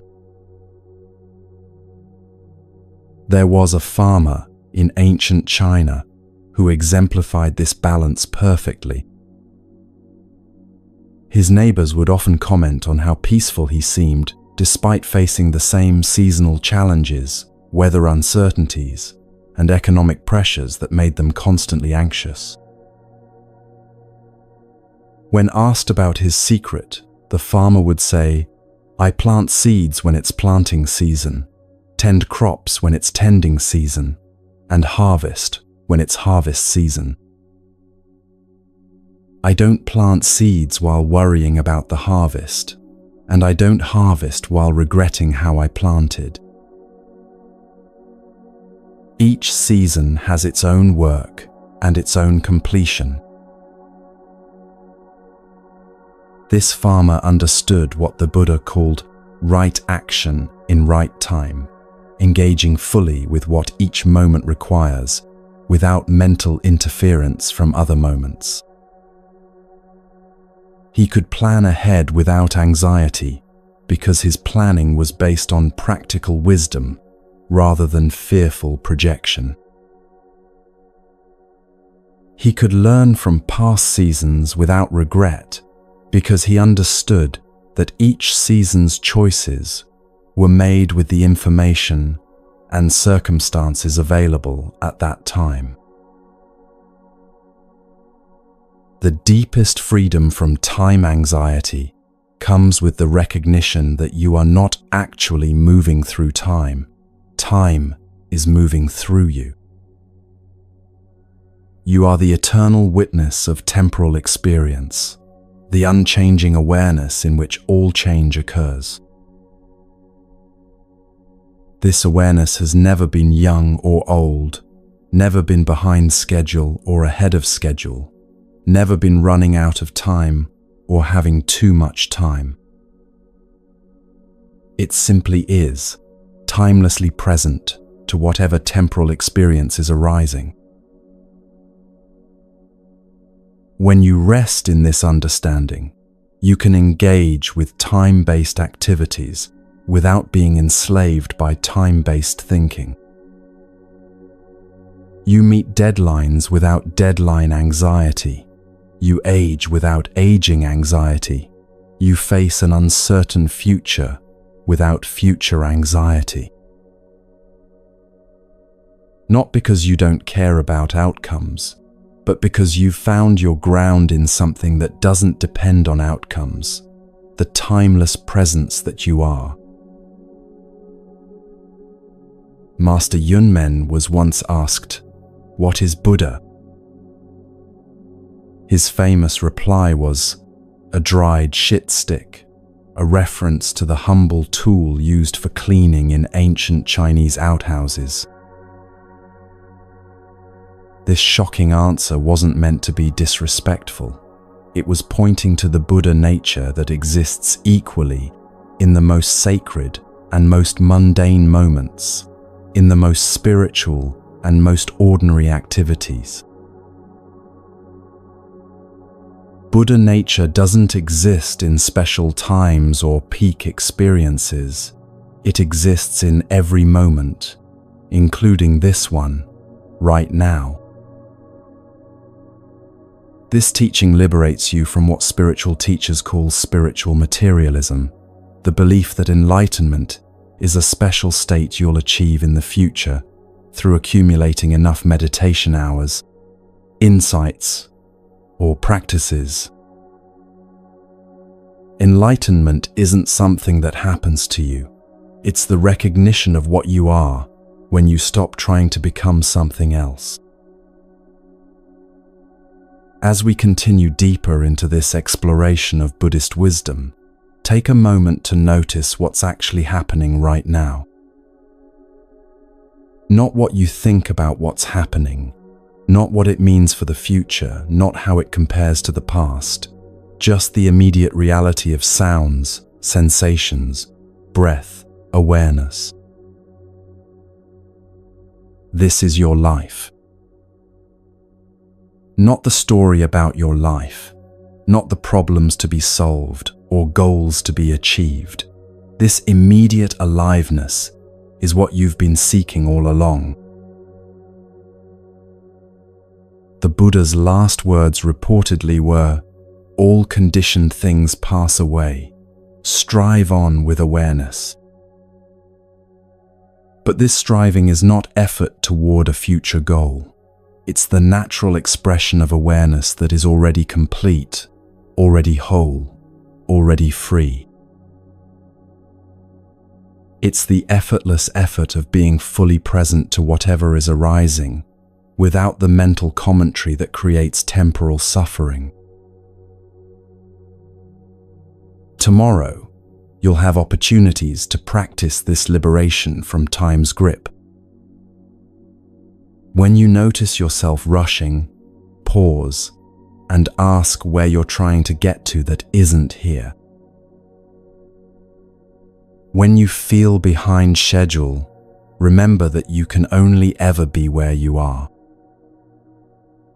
When anxiety about the future arises, return to the breath that is happening now, the feet that are touching the ground now, the awareness that is present now. This isn't a practice to perfect over time.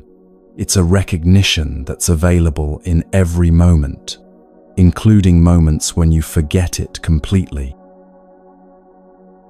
The forgetting is also part of the perfection, because it gives you endless opportunities to remember that there's nowhere to go and nothing to become. You are already here. You have already arrived. And the peace you seek in the future is the peace that's been present all along, patiently waiting for you to stop searching long enough to notice it.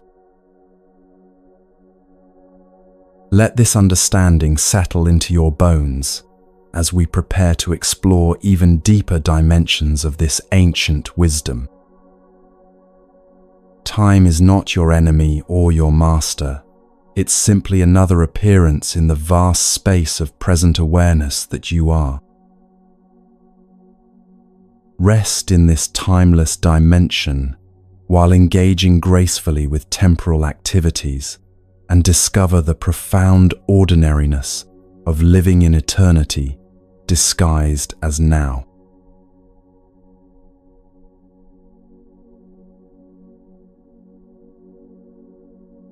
There's a love you've been searching for your entire life, and it has nothing to do with finding the right person, achieving the perfect relationship, or finally feeling worthy of affection. This love doesn't depend on being loved back, doesn't diminish when it's not reciprocated, and doesn't disappear when the object of your affection changes or leaves. It's the love that the Buddha discovered when he realized that the heart's natural state is not grasping or needing, but an unconditional warmth that flows freely toward all beings, simply because that's what love does when it's not twisted by fear. Most of what we call love is actually attachment wearing love's mask. Attachment says, "I love you because you make me feel good about myself." Love says, I want you to be happy, even if that happiness doesn't include me. Attachment needs the other person to stay the same forever so it can feel secure. Love celebrates the other person's growth, even when that growth leads them away from us. Attachment is about getting. Love is about giving. Attachment creates suffering when it's threatened. Love creates joy simply by existing. Understanding this difference will change everything about how you approach relationships, but more importantly, it will transform your relationship with yourself. Because the same clinging, needing, and conditional acceptance you bring to others is the same energy you use to torture yourself with self-judgment, perfectionism, and the exhausting effort to become someone worthy of love. In the mountains of Tibet, there lived a nun named Ani Parchin, who spent 30 years caring for a leper colony. The people she served had been abandoned by their families, rejected by society, and were dying slow, painful deaths in complete isolation. Every day, Ani Parchin would clean their wounds, prepare their food, and sit with them as they faced their fears about death. Visitors to the colony were always struck by the joy that radiated from both the nun and the patients, not the forced cheerfulness of denial, but the deep contentment that comes from being truly seen and accepted exactly as you are. One day, a wealthy merchant came to the colony, hoping to make a large donation, and was shocked by what he witnessed.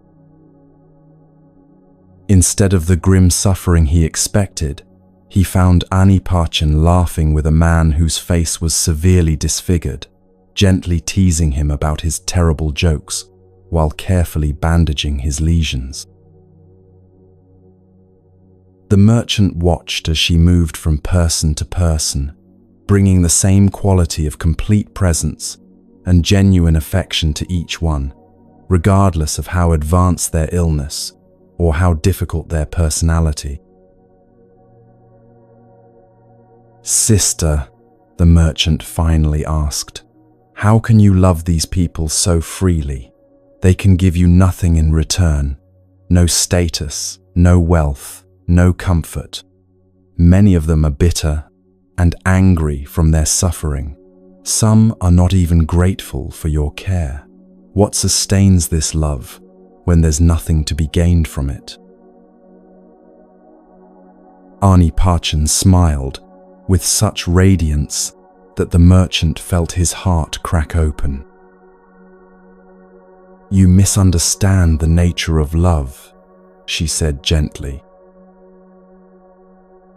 "I don't love them to get something from them. I love them because love is what I am when I'm not protecting myself from life. These beautiful beings give me the greatest gift possible. They let me discover that my heart is not a small, needy thing that requires feeding, but a vast space that becomes fuller the more it gives away.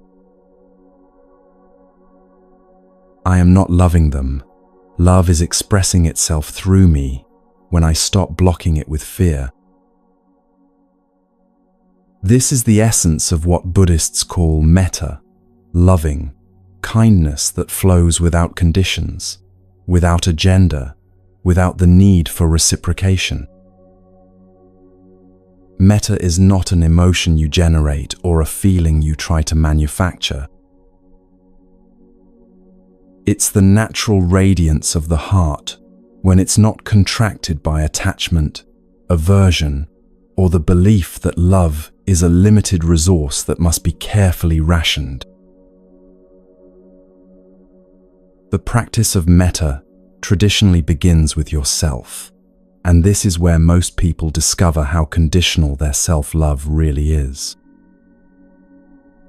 Try this right now. Place your hand on your heart and say, "May I be happy. May I be peaceful. May I be free from suffering."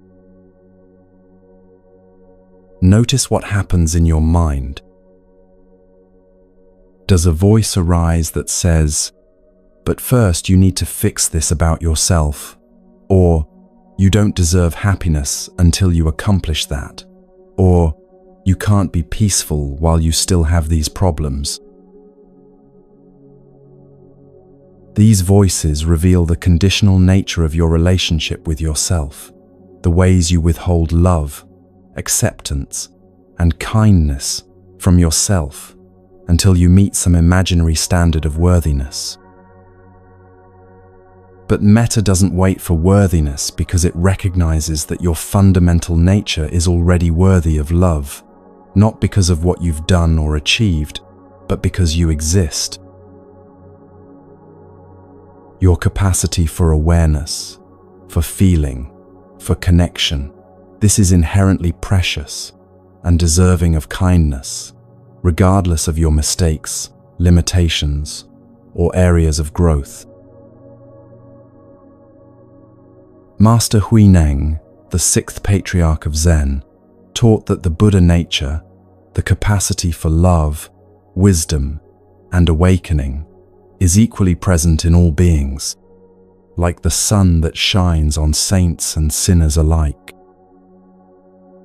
In the Buddha nature, he said, there is no difference between the enlightened master and the suffering beginner, between the generous and the selfish, between the pure and the impure. All are expressions of the same fundamental awareness, temporarily forgetting their true nature, but never losing it. This understanding revolutionizes how you love others, because you stop trying to love them into being different and start loving them as expressions of this same Buddha nature that might be temporarily obscured, but is never absent. The person who hurt you, the family member who disappoints you, the stranger who annoys you, they all carry this same essential goodness, even when their behavior doesn't reflect it. But let's be practical about this. How do you love someone who has caused you pain without being naive about their behavior? How do you maintain healthy boundaries while keeping your heart open? How do you love freely without losing yourself in codependency or people-pleasing? There was a woman named Sarah whose adult son struggled with severe addiction. For years, she had swung between enabling his destructive behavior out of love and cutting him off completely out of frustration. Neither approach helped him heal, and both left her feeling like she was either betraying her maternal love or betraying her own well-being. Everything changed when Sarah learned to distinguish between loving her son and being attached to specific outcomes for him.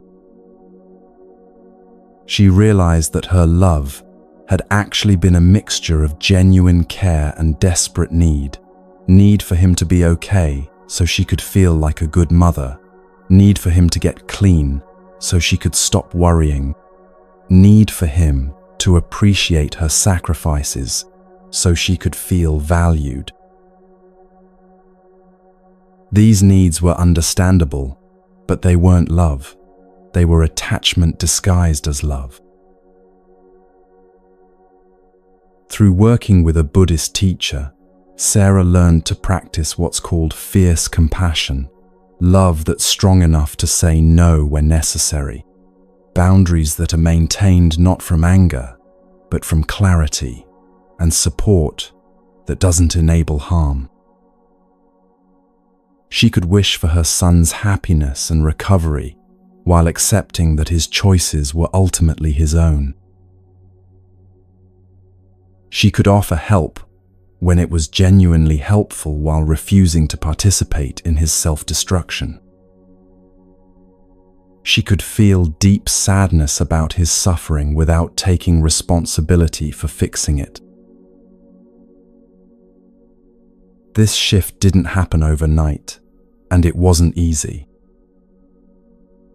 There were many moments when Sarah's old patterns of anxious attachment would resurface, when she would lie awake at night worrying about where he was sleeping or whether he was safe. But gradually, she discovered that she could hold these worries with compassion for herself while not letting them drive her actions. She could feel the pain of watching someone she loved make destructive choices without believing that her pain meant she needed to rescue him. The breakthrough came when Sarah realized that her attachment to her son's recovery had actually been preventing her from truly loving him. Her desperation for him to change had made it impossible for her to see him clearly, to appreciate the parts of him that were already whole and beautiful, or to trust his own capacity for healing. When she released her grip on needing him to be different, she could finally love him exactly as he was, not as approval for his choices, but as recognition of his inherent worth that existed independently of his behavior. This unconditional love didn't make her passive or permissive. In fact, it made her stronger and clearer in her boundaries because she was no longer acting from fear and need. She could say, "I love you and I won't give you money for drugs," without anger or guilt. She could say, "You're always welcome in my heart, but you're not welcome in my home while you're using," without feeling like she was betraying her maternal role. Love without attachment is not love without strength. It's love with the kind of strength that comes from clarity rather than desperation. But metta extends far beyond personal relationships. As the practice deepens, you begin to feel genuine care for people you've never met, for animals, for the earth itself, for existence as a whole. This isn't abstract philosophy. It's a lived experience of recognizing your fundamental interconnection with all life. The Buddha taught loving kindness meditation as a specific practice for cultivating this unconditional love. It begins with offering metta to yourself. May I be happy. May I be healthy. May I be at peace. May I live with ease. Then you expand it to someone you love easily, then to a neutral person, then to someone difficult, and finally to all beings everywhere. But this isn't just a meditation technique. It's training for how to live in the world with an open heart. Master Shantideva, the great Buddhist teacher, wrote, "All the joy the world contains has come through wishing happiness for others. All the misery the world contains has come through wanting pleasure for oneself." This isn't moral preaching. It's pointing to a practical truth about how the heart works. When you're focused on getting love, approval, or happiness from others, you create the anxiety and dissatisfaction of need. When you're focused on offering love, understanding, or kindness to others, you discover the joy that comes from the heart's natural generosity. But what about romantic love? How does this understanding apply to intimate partnerships, where attachment often feels like the very essence of love? This is where the teaching becomes most challenging and most transformative. There was a couple, David and Maria, who had been married for 15 years and were on the verge of divorce. Their relationship had become a battleground of mutual expectations, disappointments, and the exhausting effort to make each other into the partner they thought they needed. David wanted Maria to be more organized and decisive. Maria wanted David to be more emotionally expressive and romantic. Both were convinced that they would be happy if only the other person would change. In desperation, they attended a retreat on Buddhist approaches to relationships. The teacher, an elderly monk who had counseled couples for decades, listened to their complaints and then asked a simple question: which of you is willing to love the person sitting beside you exactly as they are right now, without needing them to be different? Both David and Maria immediately protested. But if I accept him exactly as he is, he'll never grow or change, Maria said. If I stop expecting her to be more organized, our whole life will fall apart, David added. They couldn't see that their constant pressure for change was actually preventing the natural growth that occurs when people feel truly accepted. The monk smiled gently. You have been trying to love each other conditionally for 15 years. How has that worked? The question hung in the air as both partners recognized the futility of their approach. Their conditional love had created a relationship where both people felt constantly judged, never quite good enough, and defensive about their authentic selves. Over the course of the retreat, David and Maria learned to distinguish between loving each other and being attached to each other. Love wanted the other person to be genuinely happy, even if that happiness looked different from what they had imagined. Attachment wanted the other person to fulfill specific roles and expectations that would make them feel secure.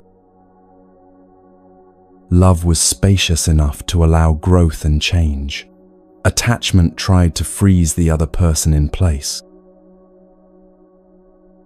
Love brought out the best in both partners. Attachment brought out defensiveness and resentment.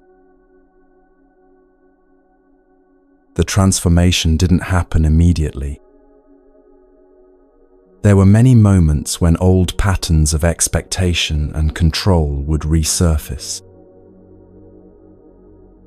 But gradually, as each partner experienced what it felt like to be loved without conditions, they began to relax into their authentic selves. David discovered that when he wasn't being pressured to be more emotional, his natural warmth could emerge organically. Maria found that when she wasn't being criticized for her spontaneous nature, she actually enjoyed bringing more structure to their shared life. They learned that unconditional love doesn't prevent growth. It creates the safety and acceptance that makes genuine growth possible. When you're not constantly defending yourself against judgment, you have energy available for actually changing the things about yourself that you want to change.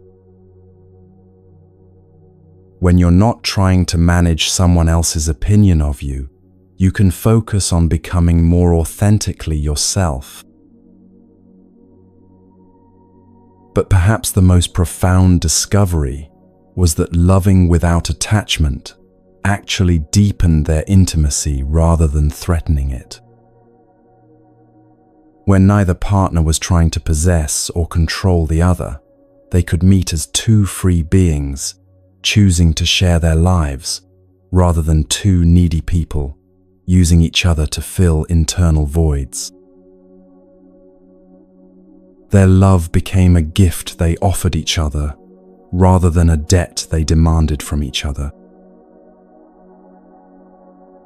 This principle extends to all relationships, with friends, family members, colleagues, and even strangers. When you love without attachment, you create space for others to be authentic, to make mistakes, to grow at their own pace, and to surprise you with their depth and beauty.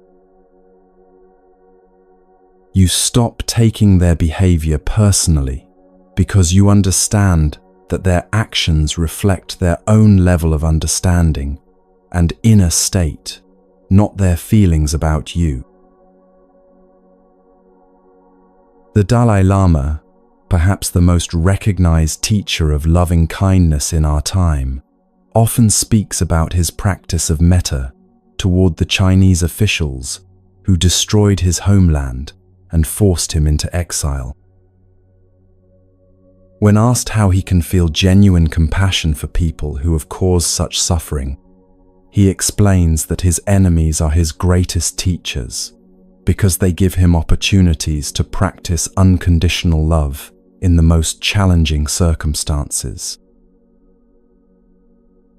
If I only loved people who were kind to me, he says, my love would be conditional and limited.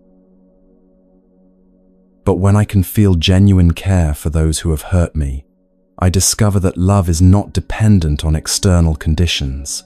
It's an expression of my own Buddha nature that grows stronger through practice. This doesn't mean he condones harmful actions or fails to work for justice. It means he can oppose harmful behavior while maintaining compassion for the confused and suffering beings who perpetrate it. This level of metta might seem impossible or even undesirable. Why should you love people who have hurt you? Why should you feel compassion for those who show no compassion? The answer is not moral obligation but practical wisdom. Holding hatred, resentment, or conditional love in your heart hurts you more than it hurts anyone else.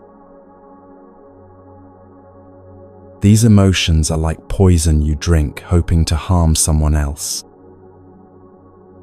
Unconditional love is the antidote that frees you from the prison of reactive emotions while creating the possibility for healing and transformation in all your relationships. But loving without attachment also means being willing to let go when letting go serves the highest good. Sometimes the most loving thing you can do is end a relationship that has become harmful, set boundaries with someone who is being abusive, or allow someone to experience the consequences of their choices without trying to rescue them. This kind of love requires tremendous courage because it means acting from wisdom rather than from need, from clarity rather than from fear of being alone. There's a story about Master Ijo, a Zen monk who deeply loved his teacher, Master Dogen. When Dogen became seriously ill, Ijo devoted himself completely to caring for his beloved master, barely sleeping or eating in his dedication to nursing him back to health. As Dogen's condition worsened, Ijo became desperate, praying fervently for his teacher's recovery and clinging to every small sign of improvement. One evening, as Ijo sat beside Dogen's bed anxiously monitoring his breathing, the dying master opened his eyes and said gently, "My dear student, your attachment to keeping me alive is preventing you from truly loving me in this moment? Can you love me enough to let me die peacefully?" These words shattered Ijo's heart, not with despair but with understanding. He realized that his desperate clinging to his teacher's life was actually a form of selfishness, born from his own need rather than from care for his master's well-being. In that moment, Ijo's love transformed from attachment to pure metta. He could feel profound gratitude for all the years of teaching he had received, deep sadness at the approaching loss, and complete acceptance of the natural process of death. Dogen died peacefully that night, and Ijo reported that he had never felt more connected to his teacher than in that moment of complete letting go. "I discovered," he later said, "that love doesn't disappear when you stop clinging. It becomes infinite." When I released my grip on keeping him with me, I found that his essence was already inseparable from my own heart. This is the ultimate freedom that comes from loving without chains. You discover that what you've been seeking in others, the sense of being whole, worthy, and at peace, was never dependent on their presence, behavior, or feelings toward you.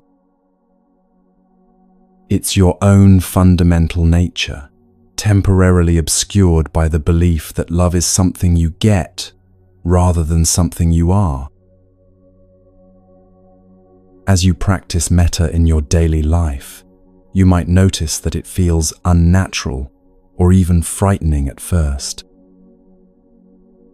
Your mind, conditioned to protect itself through judgment, comparison, and conditional acceptance, might resist the vulnerability of loving without guarantees. This resistance is normal and even sacred. It shows you exactly where your heart has been defended and gives you opportunities to practice courage. Start small. Begin with offering genuine kindness to yourself when you make mistakes, to your pets who love you unconditionally anyway, to strangers in line at the grocery store who have nothing to do with your personal dramas. Notice how it feels to wish someone well without needing anything from them in return. Pay attention to the lightness that comes when you're not monitoring whether your love is being reciprocated or appreciated. Gradually, you can extend this practice to more challenging relationships, the family member who triggers your old wounds, the colleague who doesn't acknowledge your contributions, the ex-partner who left you feeling abandoned. This doesn't mean accepting harmful behavior or pretending that everything is fine. It means recognizing that your well-being and inner peace don't depend on these people changing, apologizing, or loving you back. The Buddha taught that metta is both the path and the destination. As you practice loving without conditions, you discover that unconditional love is your true nature. You don't have to become more loving. You simply have to stop preventing love from flowing naturally through you. Every moment of choosing compassion over judgment, acceptance over control, generosity over grasping, is a moment of returning to who you really are beneath all the protective strategies you've developed. Tonight, as you prepare to rest, I invite you to feel the love that's already present in your heart, not as an emotion you need to generate, but as the warm awareness that naturally arises when you're not defending against life. This love extends to every being who, like you, is seeking happiness and trying to avoid suffering in the only ways they know how. It includes your past selves who made mistakes from ignorance, your future selves who will continue learning and growing, and your present self who is perfectly imperfect exactly as you are. You don't need to wait until you're more enlightened, more healed, or more worthy to love and be loved without conditions. The love you've been seeking everywhere else has been patiently waiting in your own heart all along, ready to flow freely the moment you stop trying to earn it, control it, or make it dependent on external circumstances. This is your birthright, your true nature, and the source of the deepest joy possible, not because you've found the perfect person or situation to love, but because you've discovered that you are love itself, temporarily playing at being a separate person, learning how to give and receive what you've never actually lacked. Rest in this knowing as we prepare for the final part of our journey together. Let your heart be as spacious as the sky, as warm as sunlight, as generous as the ocean that gives and receives all rivers without being diminished or overwhelmed. This is the love that needs no chains because it recognizes no separation. The love that asks for nothing because it lacks nothing. The love that transforms everything simply by being what it has always been, the very essence of your awakened heart.